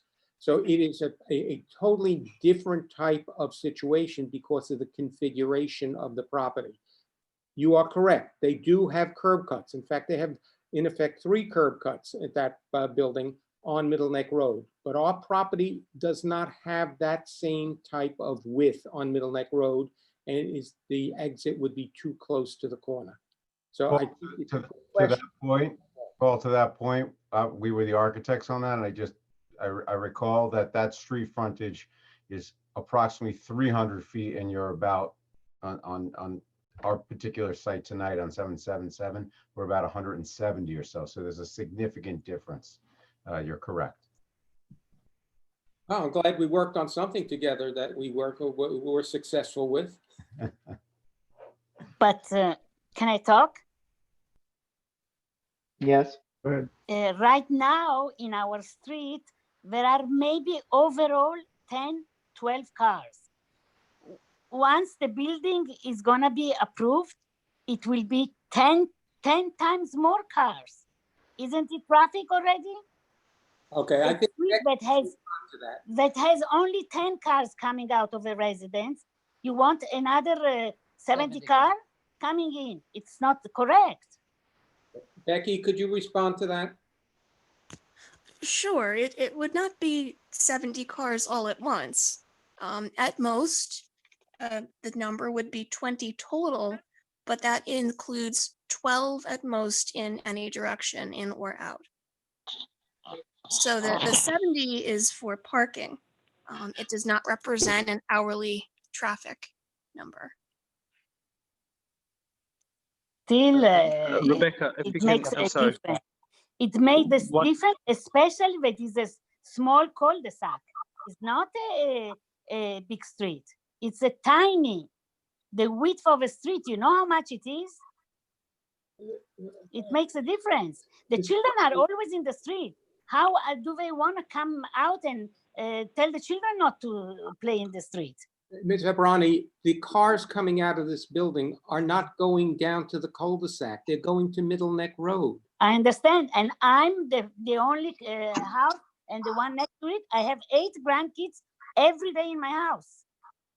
They're going in It a makes a different difference for me. They're going in a different direction than your house. They pass Sorry, We're her number house is 5, right we're across the exactly street from the- across from you, from the building, and from every point of view, we will be the most hit by your project, by the shadows and whatever you say. We're exactly across. Number 5 is the second car after the second house after the dry cleaner on the corner. Okay, but Ms. Hebrani, what I think the point that you're missing, and I want you to keep this in mind, there is going to be a building on that site. And there's going to be cars coming in and out. And there's going to be traffic. And only because we are asking to add 5 more apartments, only 5 more apartments, we would be willing to do various things. One of them is the consideration of widening the roadway. We would not have any obligation to widen the roadway. And I'm not telling you we are doing it. I told you that I believe it's a good idea. You wouldn't have a widened roadway with a 3. How can you widen Gotthard Lane? You want to take us from our driveway? Please please let the council talk. By taking a portion of the sidewalk on our side of the building. But where is the sidewalk? We have no sidewalk. No, just in front of the proposed building, Rosita. In front of the proposed building, it's going to be set back 30 feet, right? Altogether? Altogether from what would be the curb, 30 feet. So From the curb, 30 So we- feet, so they could widen the roadway from that point. So the But they building can would still probably be set have 5 back. feet of, right, they can have a 5 feet setback in the street and add 5 feet to the street or maybe more. But that's a decision they make. One of the other things I think we need to take into consideration is that my question is, what is the number of cars that would be necessary, or I should say parking spots that is necessary as of right versus incentive? Do we have a number? Yes, we would, as of right, require 92. 92 parking stalls, and we were going to ask for, in that case, a variance to permit us 79 parking. Mayor, were you asking how many parking spaces are required for a 39-unit building? Yes. It depends upon the number of beds for the calculation.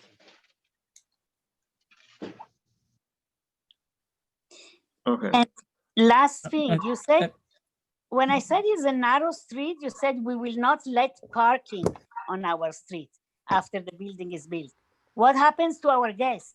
My driveway doesn't allow more than my car. They cannot, my children, if they come to me, they cannot park in the street? I don't. Nobody said that. I don't believe we said that, so I'm sorry if you misheard something. We did not say that we are not going to permit parking. What the traffic engineer said is that we do not anticipate that we will be using any of those parking stalls because we are providing more spaces than we need under the international study of parking requirements. Okay, and then we also have Ken Lee, who has been waiting patiently. Thank you, Mr. Lee.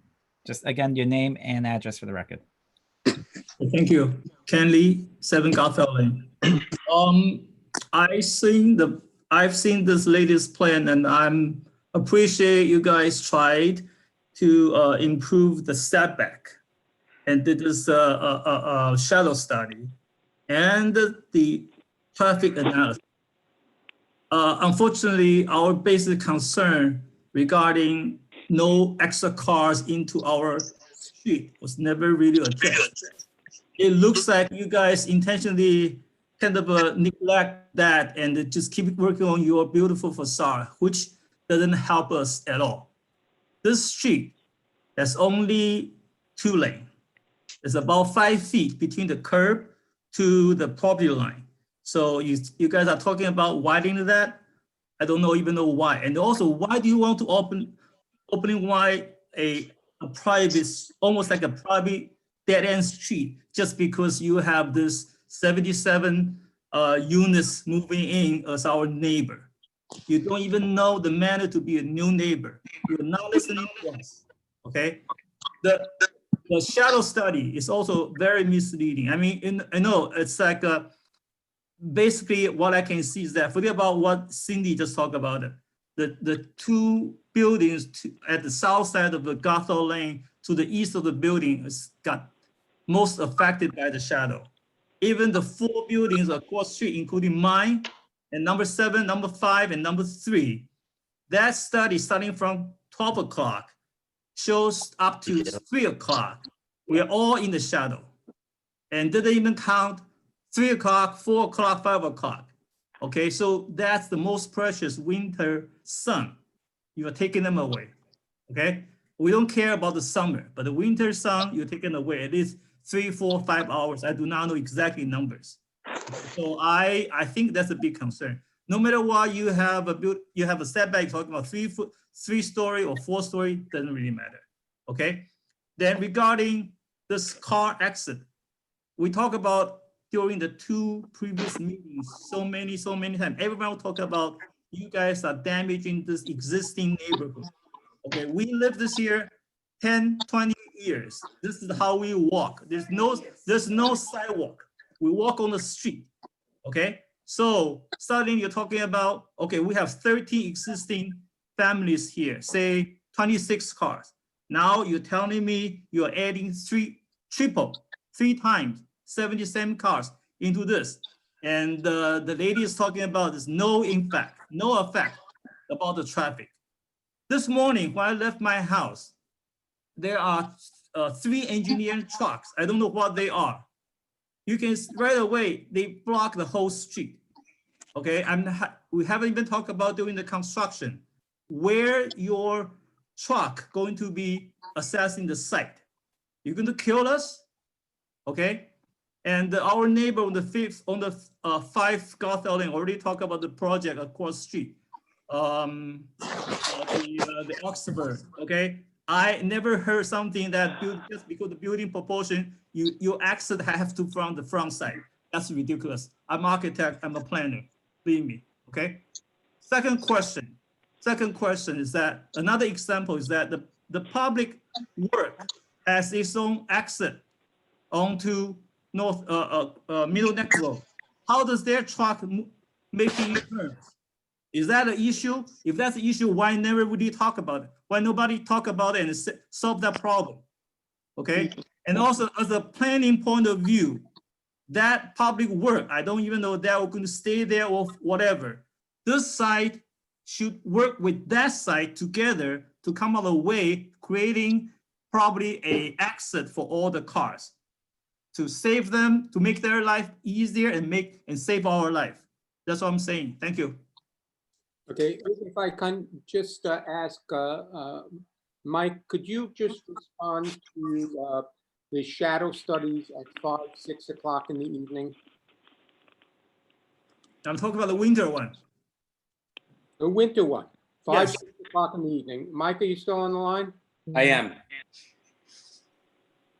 The way I look at the study, it looks like the shadows are leaving there at 3 o'clock, are they not? Could you repeat that, Paul? Okay, it seems to me that the shadows are leaving those houses at around 3 o'clock. So it's That's 5 right. o'clock in the evening. Is there shadow on these houses in the winter? No, not on the residential properties on the No, north side. your shadow study stop at 3 o'clock. What happened after 3? After 3, those shadows are now receding and continuing to move east as. Will you show that later, next time? 4 o'clock is sunset. Right. Yes. Winter. Put it all the way to sunset. Okay. Mr. Lee, there is no shadow from 3 o'clock on. We will. So you say that shadow at 2:53 suddenly disappear after 3? We will consider whether or not we want to then do additional studies. But the statement from the person who is responsible for this, the engineer, not architect, who is responsible. So who is responsible? Should I listen to you? No, Listen to trust everything you say? you're listening to our engineer who says that there is no shadow at 5 and 6 o'clock. Prove to us. Prove to 5 us. 6 o'clock is sun. The sun is there's no sun down. There's anyway. no more sun in the winter. Okay, again, please, I understand everybody wants to chime in, but we can only have one bring person at a that time. shadow study out. I can show you what the problems are. Just bring it up. Just one thing to mention. I believe during the winter time, the sun sets around 4:20. That's that time that the sun sets. So I think. Let the model prove to us, okay? Sorry? Let the model prove to us. Is proof to you that the sun Let sets the at model 4:20? prove to us. Yes, their study stop at 2:53. Let the study continue to say what you say, 4:20 or whatever. I want to see. Mr. Lee, the fact Yes. is that the sun sets around 4:20 during the winter time when the days are the shortest. The sun sets around 4:20, 4:23 maybe. That's a fact. You don't need you can just go. You can Google it. It's very simple to do. Okay, so from what I noon would like to for them to 4:20, show. I don't have sun. Say again. So from noon to 4:20, I don't have sun. No, I'm not. I'm just saying the fact that Why you're are asking. saying for them? Why you are arguing? Why you are defending? I'm not. them? I'm just Every saying single that time you're you asking. are. You are Mr. every Lee. single time. Mr. Lee, I am saying that you're asking them to present what happens after 4 o'clock. The sun is not no, really up at 4 No, I say after 3 because their study after started 3. at Okay, so 2:53. I think fine. I think it's a good idea to show where the sun is and how much They sun can anyone have gets a at that video time, made. and then from I see 4 people to from made a 3 to video 4 that o'clock. shows the whole thing. Okay, they can Okay. make a video out of it. It's very If we simple. can have the gentleman who did the shadow study to show where the sun is at 3 o'clock and what happens to the shadow between 3 and 4, I think with and without the building there, I think that would be, that's, I think, what Mr. Ken is asking, Mr. Lee's asking. I think we'll cut it short, and I'm going to ask Mike to please run the 3 to 4 o'clock or 3 to Sunday. Great, thank you. Yep, that's understood. Understood. Okay? Thank you. Let- Actually, I want to add one more thing. You guys try so hard using the shadow, but to talk about the neighborhood scale, you should understand how a 4-story, even with the 3.5-story wall in front of you, okay? That's a visual, that's mental things, okay? How do you address that? People living in this street have been used to a 1 or 2 typical house right now. Now you're telling me you're going to build a 3-story or 4-story, even you are setting back 20 feet. So what? Okay, it still create all kinds of shadows, mental shadows to us, not the physical sun. Okay, when you go out to your house, I can see a blue sky right now. I can see tree right now, and then suddenly I see your beautiful facade, which may not be a bad thing, but it's not fair to us. People living here long enough. You guys need to have a heart for all the people living in this street. That's all I'm keep saying again. Thank you. Mr. Lee, let me just make this point, which I guess has gone by you in the course of this presentation. This property is zoned for an apartment building.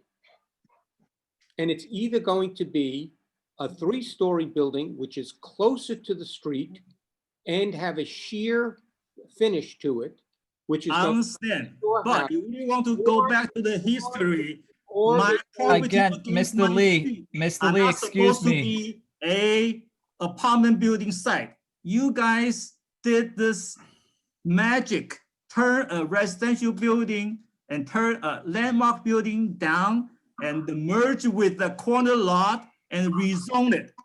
People here are all understand the story. We are not feel comfortable and happy about what happened before. Yes, it's not your turn, it's the previous turn. But originally, the property of 4 Garfield Lane is never supposed to be part of this apartment building lot.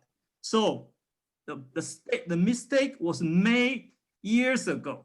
By merging that together, the conspiracy is that by merging that together, now you are big enough to create a huge apartment buildings. That is the main reason kill the whole scale of the street. If you want to talk about history, that's a story I'm telling you, okay? And that property, when Bob Smith passed away, that property was sold like $500,000. So if you guys keep talking about they spend enough money, they need to gain the money, make enough profit for that, I'm telling you that building was purchased $500,000, okay? 505,000. Okay, Every single time we you have, see Okay, we have another resident who would like to speak. Jordan. Jordan, just unmute Yes, your- hi. Sorry, just how are state your you? name and address for the record, please. Jordan Carmilli, 9 Tuddington Road. Okay, thank you. I have a question for anyone that is able to answer it, maybe to the mayor specifically. Are there any examples or any examples of other cul-de-sacs in Great Neck with residential homes on them that have an apartment building with the driveway on that cul-de-sac? I can answer that question if you'd like. Please. I live on Beach Road, directly opposite Willow Lane, which is a cul-de-sac street. There is an apartment building with, I believe, 90 units, which is on Beach Road, and the driveway is on Willow Lane, which is a narrower street than even Goodhall. There are no, the residential houses start to the north of the driveway for 15 Beach Road. But it's a pretty similar situation. Is with that the a corner exception- lot? It's a corner lot. Again, Corner- one at a time, please. Let Bart corner- answer the question, please. It's directly across the street from me, so I live, right across the street from this apartment building, which is 3 stories with a pitched roof. It is on the corner of Beach Road and the cul-de-sac street of Willow Lane. And there is a parking entrance on Beach Road, and there's also parking entrance. Actually, it's the garbage entrance on Willow Lane. I apologize. I don't think there's some parking on Willow Lane. So the main entrance to the building is on Beach or on Willow? On Beach, which is also not a big street. So Bigger I'm- than I'm- it's bigger than Gut though. So I can't speak. I don't live on Guthall to speak to the shadows or even any of the other issues that were discussed.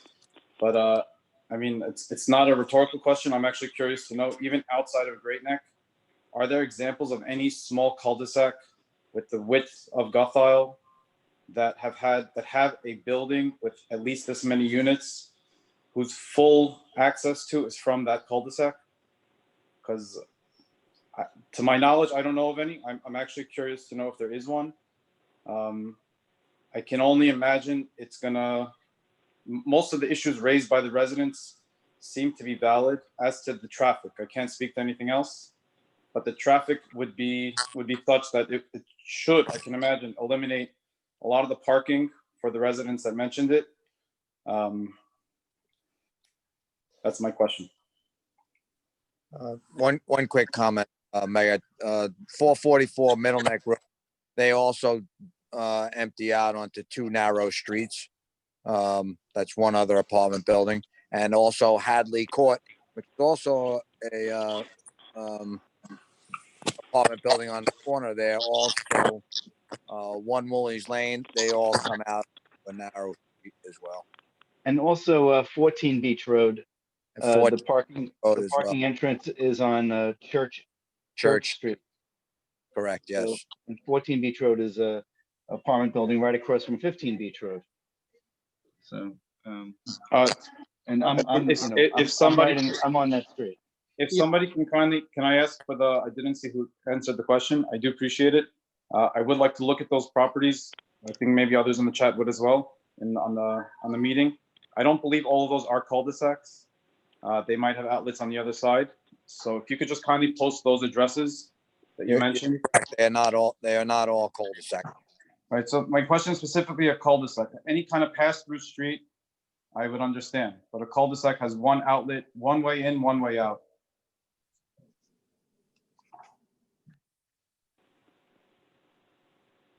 So again, my question is out there. It's not a rhetorical question. I genuinely would like to know if there are examples. I'd like to study them and see them, and maybe that if there can be a successful example presented, it would allay some of the fears of the residents. And if not, then not. Okay, Mr. Carmilli, again, I know that you've been listening carefully, so I'm going to repeat it again. the property is going to be developed. There are going to be cars. There's going to be a building. There's going to be, if it's as of right, a 3-story building. You've heard the two experts, and specifically the traffic engineer, who's indicated that the 5 additional units, because that's all we are adding to this building, will have no significant difference in the amount of traffic that is going to come in and out on Guntile, whether or not our 4-story building is approved. There will be then a 8-story building. The question is, do you want a 3-story building that has a larger footprint on the ground, that is much more massive in appearance, and does not give the village the opportunity to suggest to us very strongly some of the things that would make improvements to that roadway, because we will be just filing a building permit application for that 3 stories. So you've got to put this in perspective.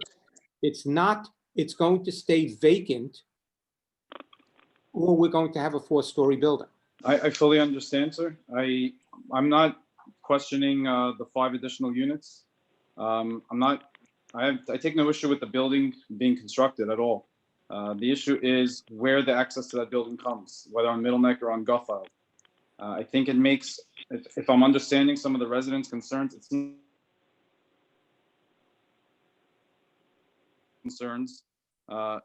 the traffic flow seems to be something significant.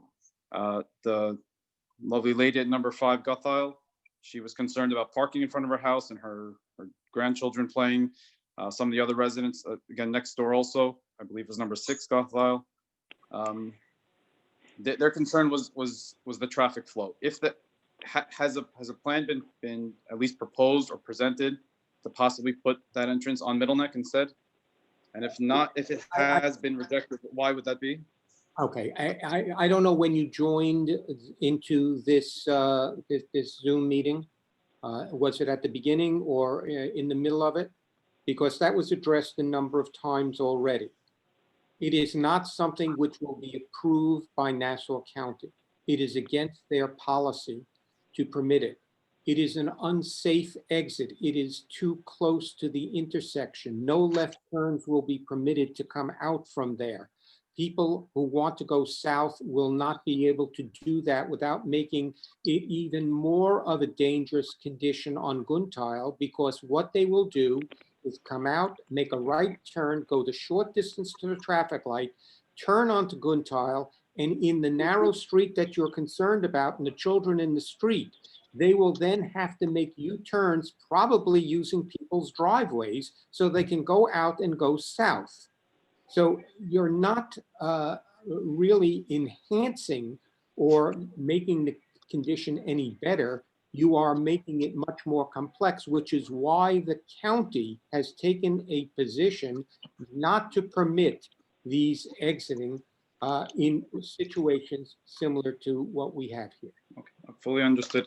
My original, I'm gonna let my turn leave, my turn pass. I will just reiterate my initial question because I don't believe there was a successful example presented. If anyone can even put it in the chat, I'm curious to know of any other example, again, of a cul-de-sac with residential homes on it, not purely apartment buildings, that does have a full entry and exit into an apartment building on that cul-de-sac. In Great Neck or outside. Okay, I think that's a good question, and I would ask if I'm sure the traffic engineers would be able to come up with, maybe not, I don't know about Great Neck. I heard a couple of examples that could be, but even outside of Great Neck, I think that would definitely help alleviate some of the concerns. There was a question sent to me, why wouldn't I open all the businesses? I wish I could. Unfortunately, that's not under my jurisdiction. Governor Cuomo has ordered the phases, and the phases goes based on what Governor Cuomo has dictated to county executive Corn and we're in phase 2. When we get to phase 3 and 4, hopefully we'll open more businesses. Unfortunately, that's not a decision I can make, or even the county executive can. So that's just to answer that question. If we have, I know that Paul volunteered to have a huddle with the neighbors. I think that would be a great idea. We can just, if no one has an immediate question that the board needs to hear, I would like to maybe move to the next subject and then ask Brian to set up that meeting between Paul and a few people that he would like to bring on us to, in order to be able to answer the concerns of the public. And then we can have this again, probably whenever the applicant would like to put it on the agenda. I want to thank you, Mayor, and I want to thank the members of the board. And surprisingly, I would like to thank the members of the community and the residents of Guntile. There is always a concern when it comes to something that's going to change. Change is always a difficult thing for anybody to accept. I think that when there's an opportunity to fully understand what we have done in terms of trying to mitigate issues, the reality of what could be built there, we will be able a situation where people will have less of a concern of the impact of this building. So I look forward to having a meeting, Zoom meeting or otherwise, and to discuss this further. All I would ask people to do is to try to take emotion out of this factor and see if we could talk on a rational basis, accept the opinions presented by professionals. We will work with you, I promise you, if there are things that we could do that will make you more comfortable with the situation. So again, I thank everybody, including the residents. All right, thank you, Paul. If the board has any comments or questions or concerns that need to be addressed now, or can wait until the next meeting, we can just move forward with our agenda. Thank you. All right, thank you. Next item on the agenda is a public hearing on an application by Temple Bethel located at 5 Milton Road to install a gym at the basement of the temple for the members. Mayor, may I have a motion to open up a public hearing? I move. So moved. And seconded, all those in favor? Aye. Any objections? Any abstentions? Okay, unanimous to open up the public hearing. Mayor, this is a hearing on an application by Temple Bethel to construct a gymnasium that will be exclusively for its membership. The temple ordinarily would have a special use permit, but it was established as a temple before the code was enacted, providing for such special permits, and it is therefore grandfathered in. The gym use would be an accessory use permitted under the code, which Mr. Haramis can address in just a moment. But given that the accessory use is now being requested, it seemed sensible to memorialize and document the special use permit at this time, since there really is no special use permit to amend to allow for the gymnasium, since it was grandfathered in. The temple has been kind enough to therefore apply for a special use permit that would include the gymnasium exclusively for its members. I would point out and concede that there is some reason to suggest that the temple was not required to make this application, since it was grandfathered as a temple, and the accessory use might well be argued as an accessory use as of right. However, by formalizing the arrangement and establishing a special use permit, I think that is in the best interest of the village, and it is something that the temple is willing to do. Mr. Haramis, do you wish to make any comment on this? No, I just wanted to say that under the village code of 575-105I2, it is a permitted use for, it's an accessory use rather, They allow indoor, outdoor recreation facilities, including indoor swimming pools, spas, tennis courts, clubhouses, pool houses, recreation, indoor fitness centers, business centers, meeting spaces, and similar facilities, provided that such facilities are planned as an integral part of the principal use and for the sole use of the residents, members, or their guests.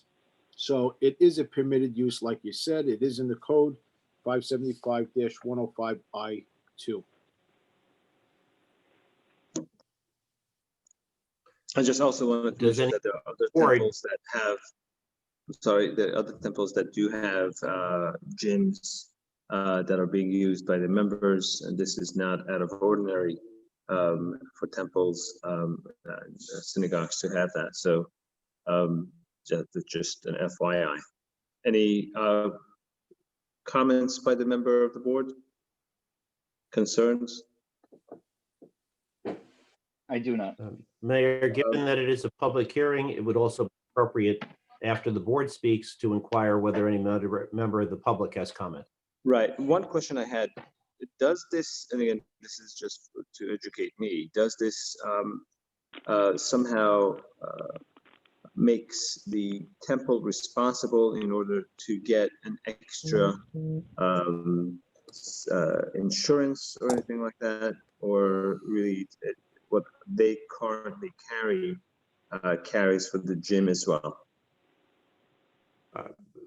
That is not a matter the village code covers, but I surmise that the temple would surely have contacted their insurance company and arranged for additional insurance. Okay.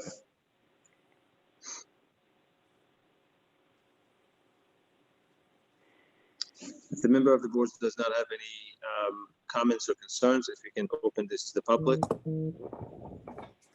Brian? If there's any members of the public who would like to speak, you could please just state your name and address for the record, please. Yes, this is Amy Glass. I just have a quick question. Again, Amy, just for the record, I Yes. know you said it before, just your name and address, please. 86 Hampshire Road, Amy Glass. Thank This you. is the first I've heard of this project, and I'm just curious, will this temple be increasing its footprint at all for this gym? Or is this within the current confines of the building? Apparently they're just putting it in the basement. Amy, Yeah. from what we Ah, have in the heard. basement. Okay, thank you. That was it. Any other comments? Okay, Peter, take it away. Thank you. Mayor, is there a motion to close the hearing? I'll move. Moved by the mayor, seconded by I'll Me, Barto. Here. trustee Mendelson. All those in favor of closing the hearing, say aye. Aye. I believe that was unanimous. Mayor, at this time, is there a motion to grant a special use permit to Temple Bethel for its religious use and inclusive of the accessory use of the gymnasium restricted exclusively to its members? And guest, I believe, right? And guests. And of course, yes, and their guests. Is there a motion to Right. that effect? I move. Is that moved by the mayor, seconded? I'll second. I lost audio. Seconded by Okay. trustee. All those in favor signify by saying aye. Aye. Aye. I believe that was unanimous. Thank you very much, members of the board. And Mr. Cohen, do you want to take that back now for the next item of business? Sure. The next item on the new business is a request by 550 Middle Neck Road. That is the bakery, the French bakery. They have applied with the state liquor authority for a liquor license. They are seeking to see if the board has any objections to their application with the state liquor authority. I have no objection. I have no objection. Okay. So I will notify them that the board, any of the other members of the board, is there any objections, please? No objection. Thank you. So it will be, I'll let them know that the board took no actions on their application. The next item is their request to put a stop sign on Steamboat Road going west at the corner of Old Tree Lane. If you give me just a moment, I can pull up the map on here. Currently, there is a stop sign going east. There is, as well as on the old Tree Lane itself, there is a stop sign, as well as coming out of Park Circle, there is a stop sign. The closest stop sign after that is just next block, but President asked for to be considered. Mayor asked to be put on the agenda. We'll bring it up for you in just a moment. Okay.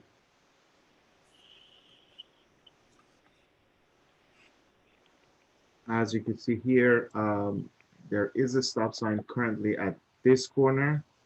There is one at this corner, and there is one at this corner. Currently, they're asking for this corner. There is no stop sign. That's going west. Correct, going west, yes. There Can you is show no that stop. one more time? There's a request to put the stop sign on Steamboat Road at the corner of Old Tree Lane going west on Steamboat Road. Currently, there's a stop sign at this corner on Old Tree Lane entering to Steamboat. There is a corner here on the Center Drive which connects Park Circle to the Steamboat Road. And there is a stop sign currently going east on Steamboat Road at the corner of Center Drive. Yeah. The next stop sign is at the corner of Gilbert, and there are no stop signs on the east side of the Steamboat, east side of Old Tree Lane currently. And remember that the Steamboat, if I'm not mistaken, Steamboat is a county road. This has been told past, and we decided not to put one there. It keeps coming up every couple of years. Why would one be needed at that intersection? Are we allowed to voice our opinion yet or not yet? I don't mind waiting. Louis, I didn't hear what you said. So you said that who didn't see that it's needed? The answer was no. Answer from county? It's not. You're very choppy. It's not necessary. According to the county? According to the board, we've gone through it several times. According to our board, okay.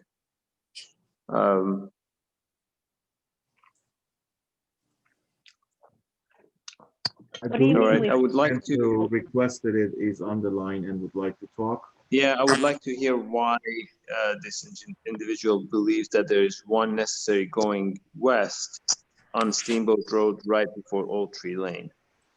Mrs. Nitsani, is that you that requested the hearing for it, right? This is Dahlia Levy. I'm Mrs. Nitani's neighbor. We had all sent in an email requesting from people from the neighborhood, even homes from residents from Park Circle. They also Dahlia, just state your again, just your address, please, for the record. Oh, sure. I'm at Thank you. 3 Old Tree Lane. Thank you. Yes, and we have actually I just had Dennis from the village come into my backyard and inspect something for like a tree. And while he was here, I said to him, "Oh, we're going to be joining the meeting tonight," and he said, "Tell them in the meeting specifically that many times coming out, and you can ask him yourself, he was almost clipped coming out of our street. It's very, very dangerous. You're not able to see well, and people are speeding coming out from Middle Neck Road, speeding down Steamboat." And he also said to mention that coming from the other direction where there is a stop sign on Steamboat Road, he says most people roll through that stop sign. So he's like, it's the scariest intersection to actually get into. So meaning from, if you're coming in from if you're coming out of Old Tree Lane, it's a very dangerous intersection. I know that there's a stop sign coming from the other side, but there isn't one coming from the direction of Middle Neck Road for a few blocks. There are no stop signs there. So it is very dangerous, and both our streets and meaning from Park Circle and Old Tree Lane are all in favor of getting a stop sign. Again, you can reference back to Dennis from the village. He said that I can mention that. Once again, quick question. Mayor mentioned that There's no stop sign by Poplars? No. Okay. and there is a What were stop they sign saying? Old Tree. Mhm. There's a stop sign coming off of Old Tree. 2, both houses on both corners of Old Tree, the bushes are overgrown and should be cut back to 3 feet, 30 feet from each corner. I know, but the problem is that there's children No. that want to cross the street from, That's code. The code is 3 feet high, 30 feet from the corner on each I side. know, but it's not my house that's my neighbor. That's her bushes, and she cut it down as much as she could, but she didn't continue it along the way. But either way, Well, when you're that'll the sight line. what?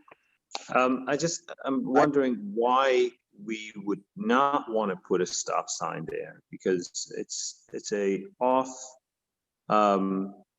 it's not a straight crossroad. It's offset. It's Offset yeah, intersection. it's offsetted, and also, Steamboat happens to be that when people make a right or a left into it, they just zoom by. I personally don't see why we shouldn't have one, but I would like to know why the previous board said no stop sign to that intersection. Was Also, there you a have reason? and that's a county road. They have traffic engineers. They've looked at it themselves, and for whatever reason, they've decided that that's how the intersection should be. So When the was the last county, time it was looked at? When was the last time the county looked at it? I have no idea. Probably a I long mean, time. just wondering if the circumstances have changed. I mean, if it was looked at 10 years ago, maybe the traffic is different now than it was 10 years ago. Louis, do we need to get the county to put a stop sign there, or is it us putting a stop sign there? I'm not really sure if we could put one on a county road, because those stop signs there, we might be responsible for the stop sign, but they are on a road. I'm not sure if we would do it or if the county would do it. Yes, Peter, do you have an answer? Yes, let me take that up offline with Louis, but I believe we have traffic control rights even over the county road passing through our village. Okay. I believe that we do have traffic control rights except for traffic lights. Right. And is there sidewalk on that side of Steamboat Road on that section, or not really? There's no sidewalk on that side. No sidewalk. Is there parking on that side? There's no No. parking. Or no parking. Okay.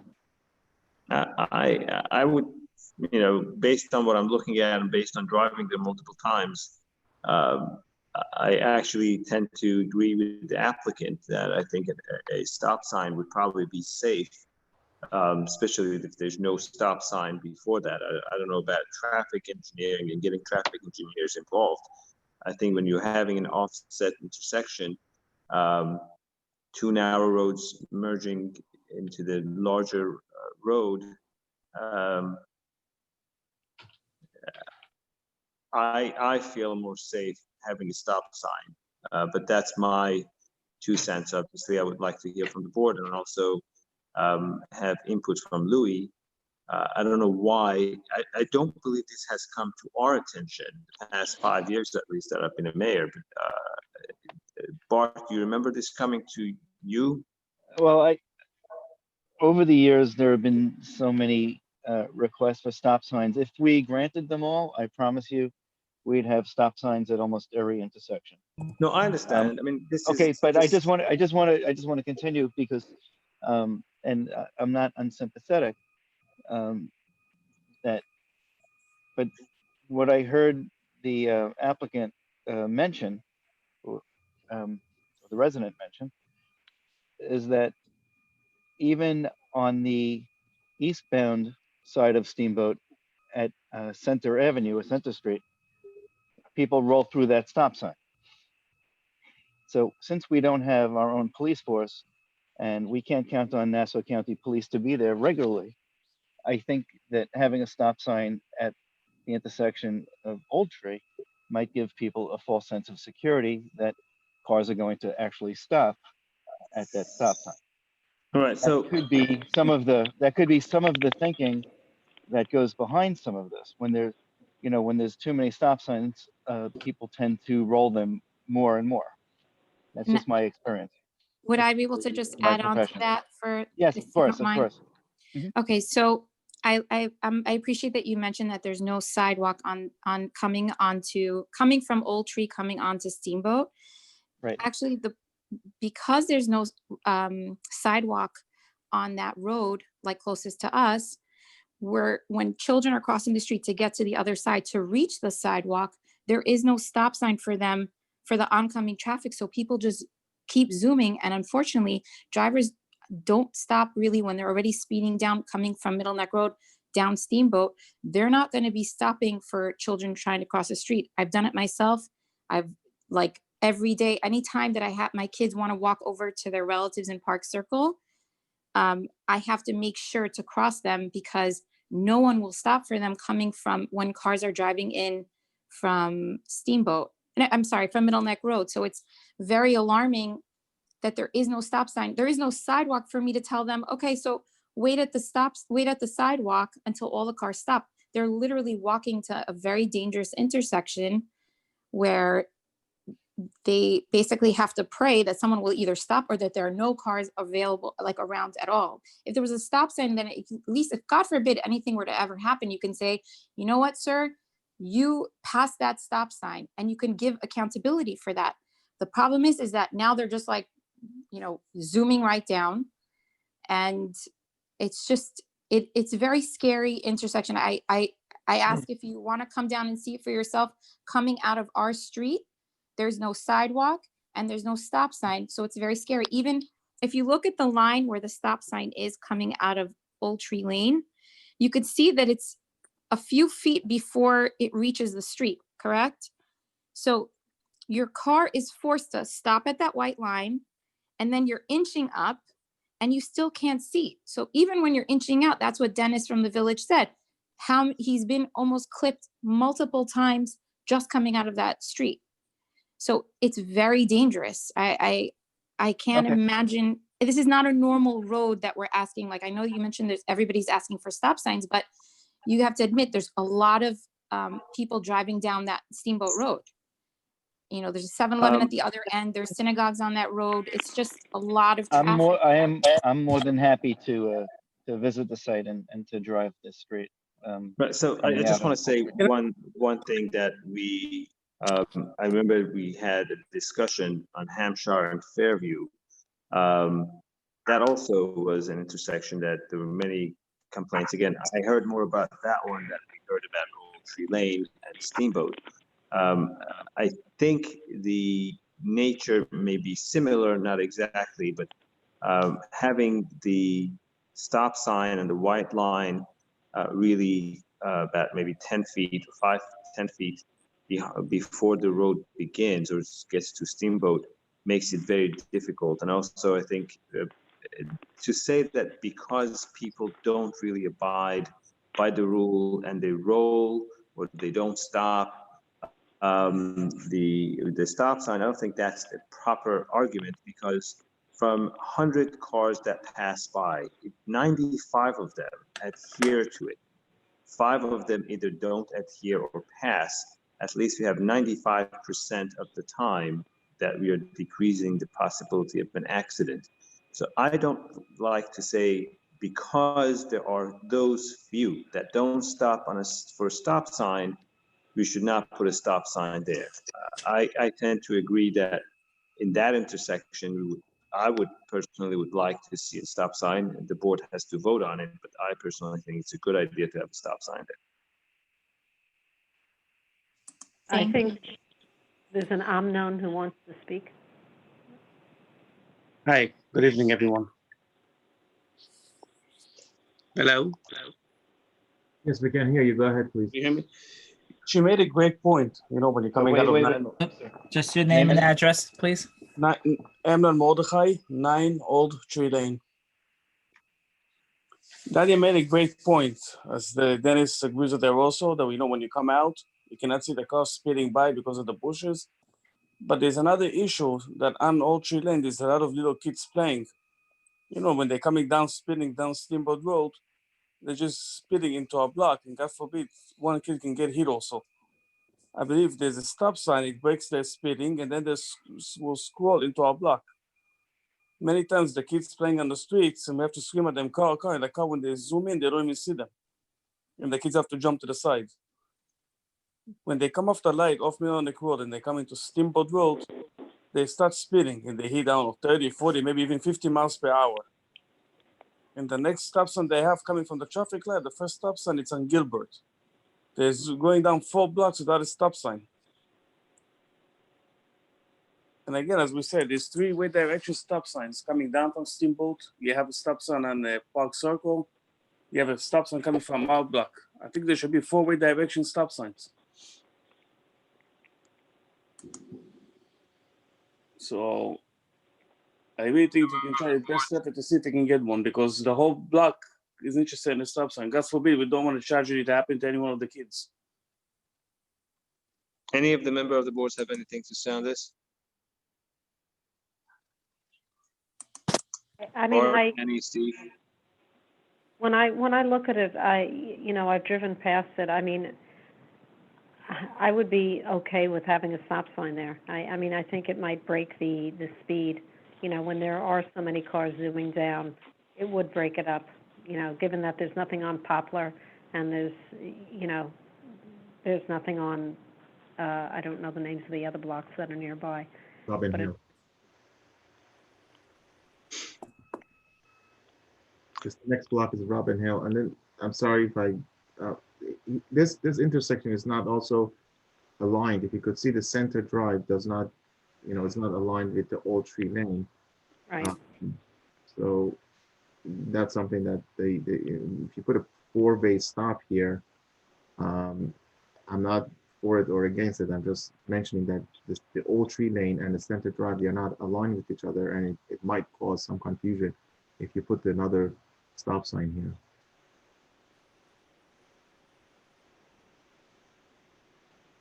And as you can see, the steamboat stop Just sign. Abraham, share your screen again, Abraham.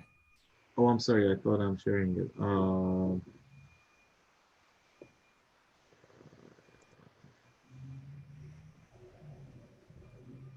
Here it is. Thank you.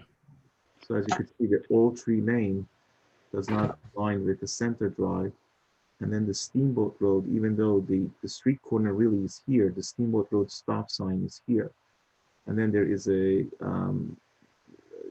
here, as you could see, this is a stop sign that they have it right, the county put it right here.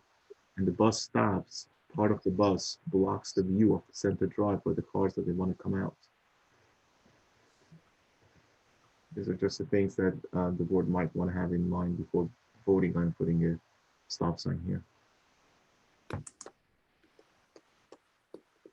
I mean, if the county hasn't looked at this in a while, could we have the county look at this and get their, analysis? I mean, if it is. I think that'll take a very long time. Right. I do believe that if the board feels that this would be a safer bet to have a stop sign, not thinking that some people will not stop. Well, some people won't stop for, red light. But I think the fact, even if they slow down and they roll, it makes that area safer. So I don't know. I hate stop signs. and when I'm driving, but I think it's definitely going to, or at least can help save lives, especially in that small intersection over there.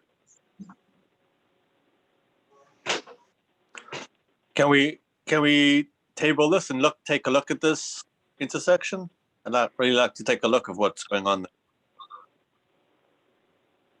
I don't have a problem with tabling it. We get Can I to make- the next meeting, just the very next meeting, if that's okay, Dahlia. Can I make just one more suggestion? Besides for driving to see the neighborhood, please park your car within Old Tree Lane and try to cross the street to get to the other side. I want to, and like, just so you can see what a little child would have to do. My 9-year-old can't cross that street. It's very, very dangerous. I don't even feel safe crossing that street. So I just want the anybody who's coming to visit should be able to put themselves not only in their vehicle and drive around, but also to cross that street. Good point. Thank All you. right. So we're tabling it. I think Bart and Steve wanted to take a look. I think it's a good idea. I've passed by it. I know what she's talking about. I always felt that possibly there would be a good idea to have a stop sign there. But all right, let's let the member of the board just look at it. We'll discuss it on the next meeting. Thank you so much. All right. Next. The next item on the agenda is again a stop sign request at the corner of Delhi Road and Hampshire Road. This has come up before as well. I'm going to share my screen with you in just a moment. There you go. There are newly constructed houses, these two here, and there is a request to put it in front of a 58 Piccadilly. 58 Piccadilly would be here. The request is to put this stop sign on the south. Let's see. South. It's a little bit, southbound. It's going to be a little bit on. It's going to be on the northwest of the southbound, right there. Mm-hmm. So I believe the request is for 63, for only on one side of it. It's either on this side or on this side, if I'm reading them. I think it's over there. Yeah. I mean, it makes sense to put it over there, coming down. Okay. I believe this has come in front of the board before, and the board had took no action previously.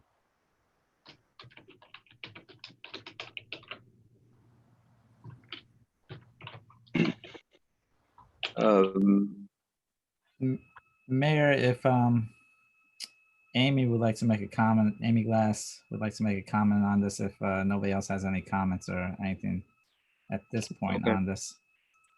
Amy, go ahead. Yes, hi, Amy Glass, 86 Hampshire Road. I'm very close to this. I drive this intersection basically every single day. When you're coming around Piccadilly and making the left onto Hampshire, you naturally are slowing down if you have any sense at all as a driver. So I'm not sure that we need a stop sign right there at the left turn. The dangerous part for me is as I'm approaching Piccadilly, because people are coming west on Piccadilly, making the turn south onto Hampshire. I'm coming up north on Hampshire, and I don't get to see them all that well. I think that possibly going north on Hampshire right there, yes, where the arrow is would be a more sensible stop, place for a stop sign. I hadn't really thought about this actively, except I know I've narrowly escaped accidents any number of times at that corner right there. So just throwing that in. Is there if you can bring the arrow down all the way to where the Hampshire turns into Piccadilly, right over there. Is there a sign there that the road is turning?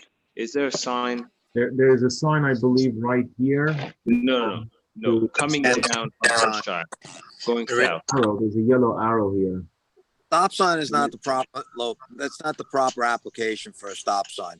you should have Chevron signs there if they're not already. Thank you, Louis. Application for a stop. Right, there should be something there that is going to, right, Like- because I think the concern is if the car going down Hampshire just goes through and then goes right into that house. There should be Chevron signs, just like behind the firehouse. Sorry, I'm not a board member, but if you do Google Street View, you'll see both the signs. There are two signs that are right at the corner. What kind of signs are they? No, can you Google map the, If you do the Street View, if you put it, you'll see the signs exactly on Hampshire, not on Piccadilly.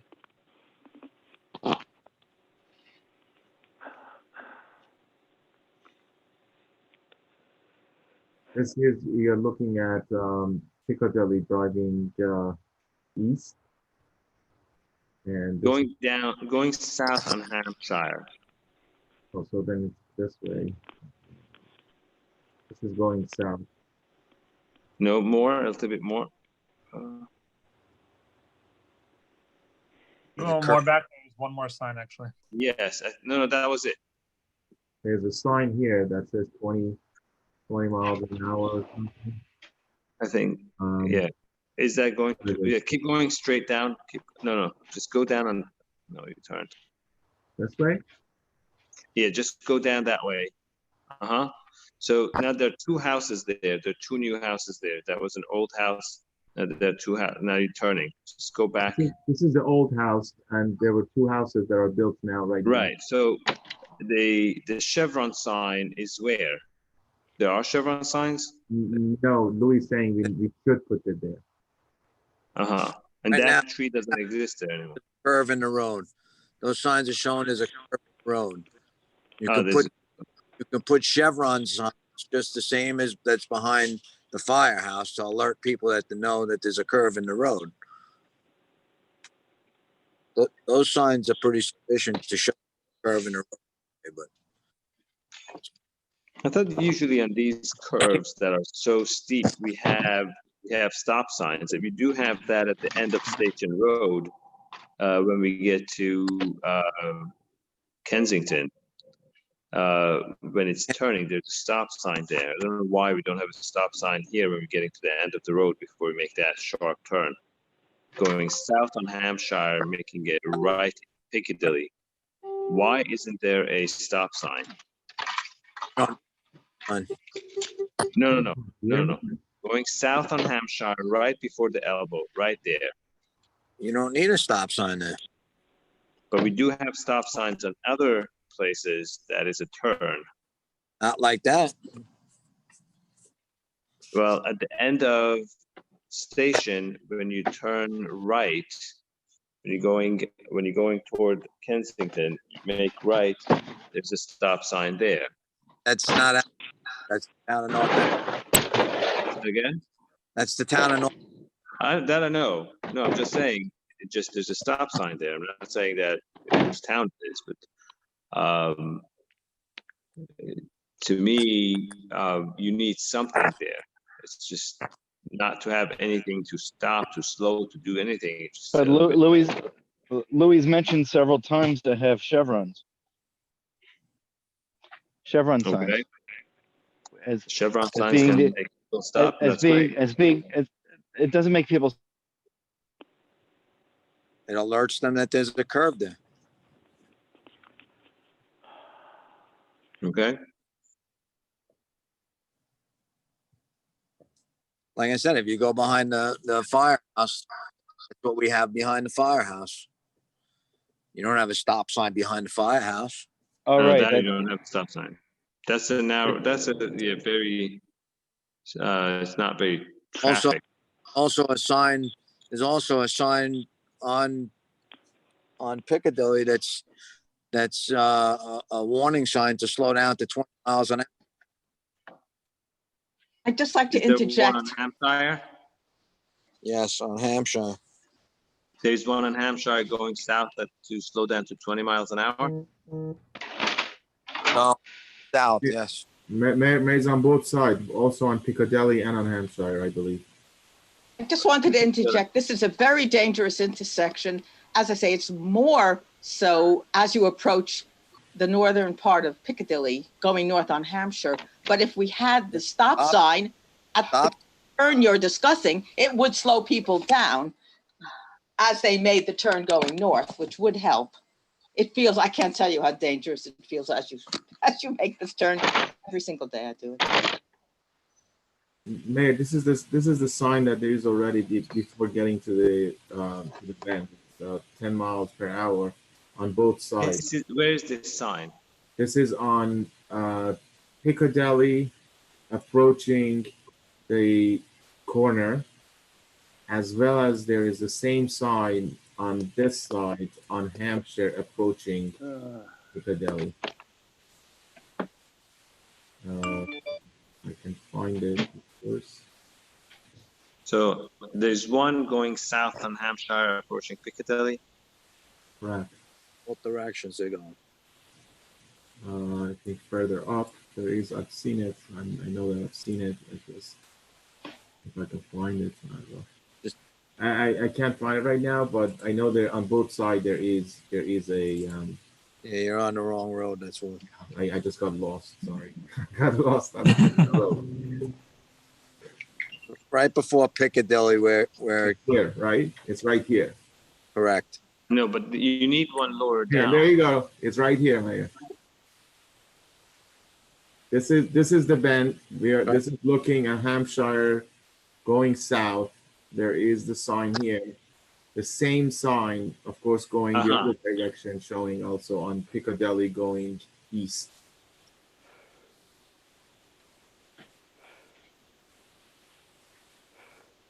Okay. So I'm not sure if you want to decide if you want to table it as well to see what you want to go look at it again. I think I would like for the, we should just go for a drive and see. I mean, I pass by it often, but I never really paid attention. But I don't like these roads that turn without anything, just turn without, obviously no red lights, but no stops, no yield sign, nothing. Okay. So let's table this and address it at the next meeting. Okay. Putting a stop sign to intersecting to nothing, that doesn't even make sense. Well, it's the stop sign for them not to really go farther. But I hear you, stop sign. I've seen other stop signs in other places that look pretty much the same on a curve on the elbow. All right. Next thing on the item.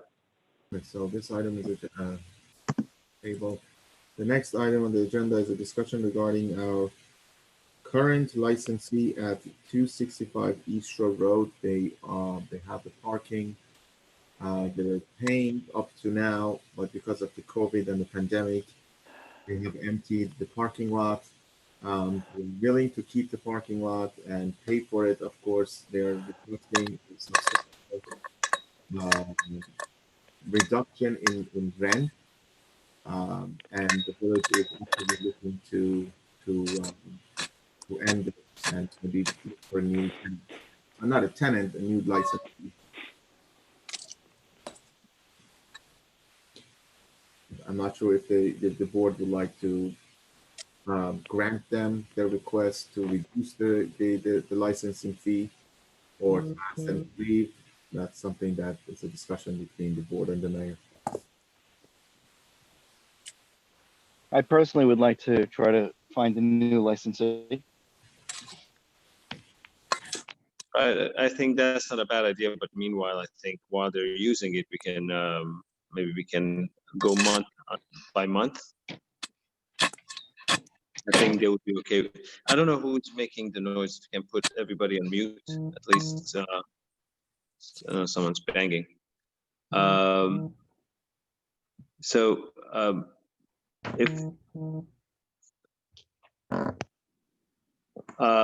we get a? Can I ask for an advice of counsel on this? Brian, can you please put everyone except for the board and Yep. and Peter on the Okay, I'm going to stop the live stream for a minute, and I'm going to move everybody to the waiting room.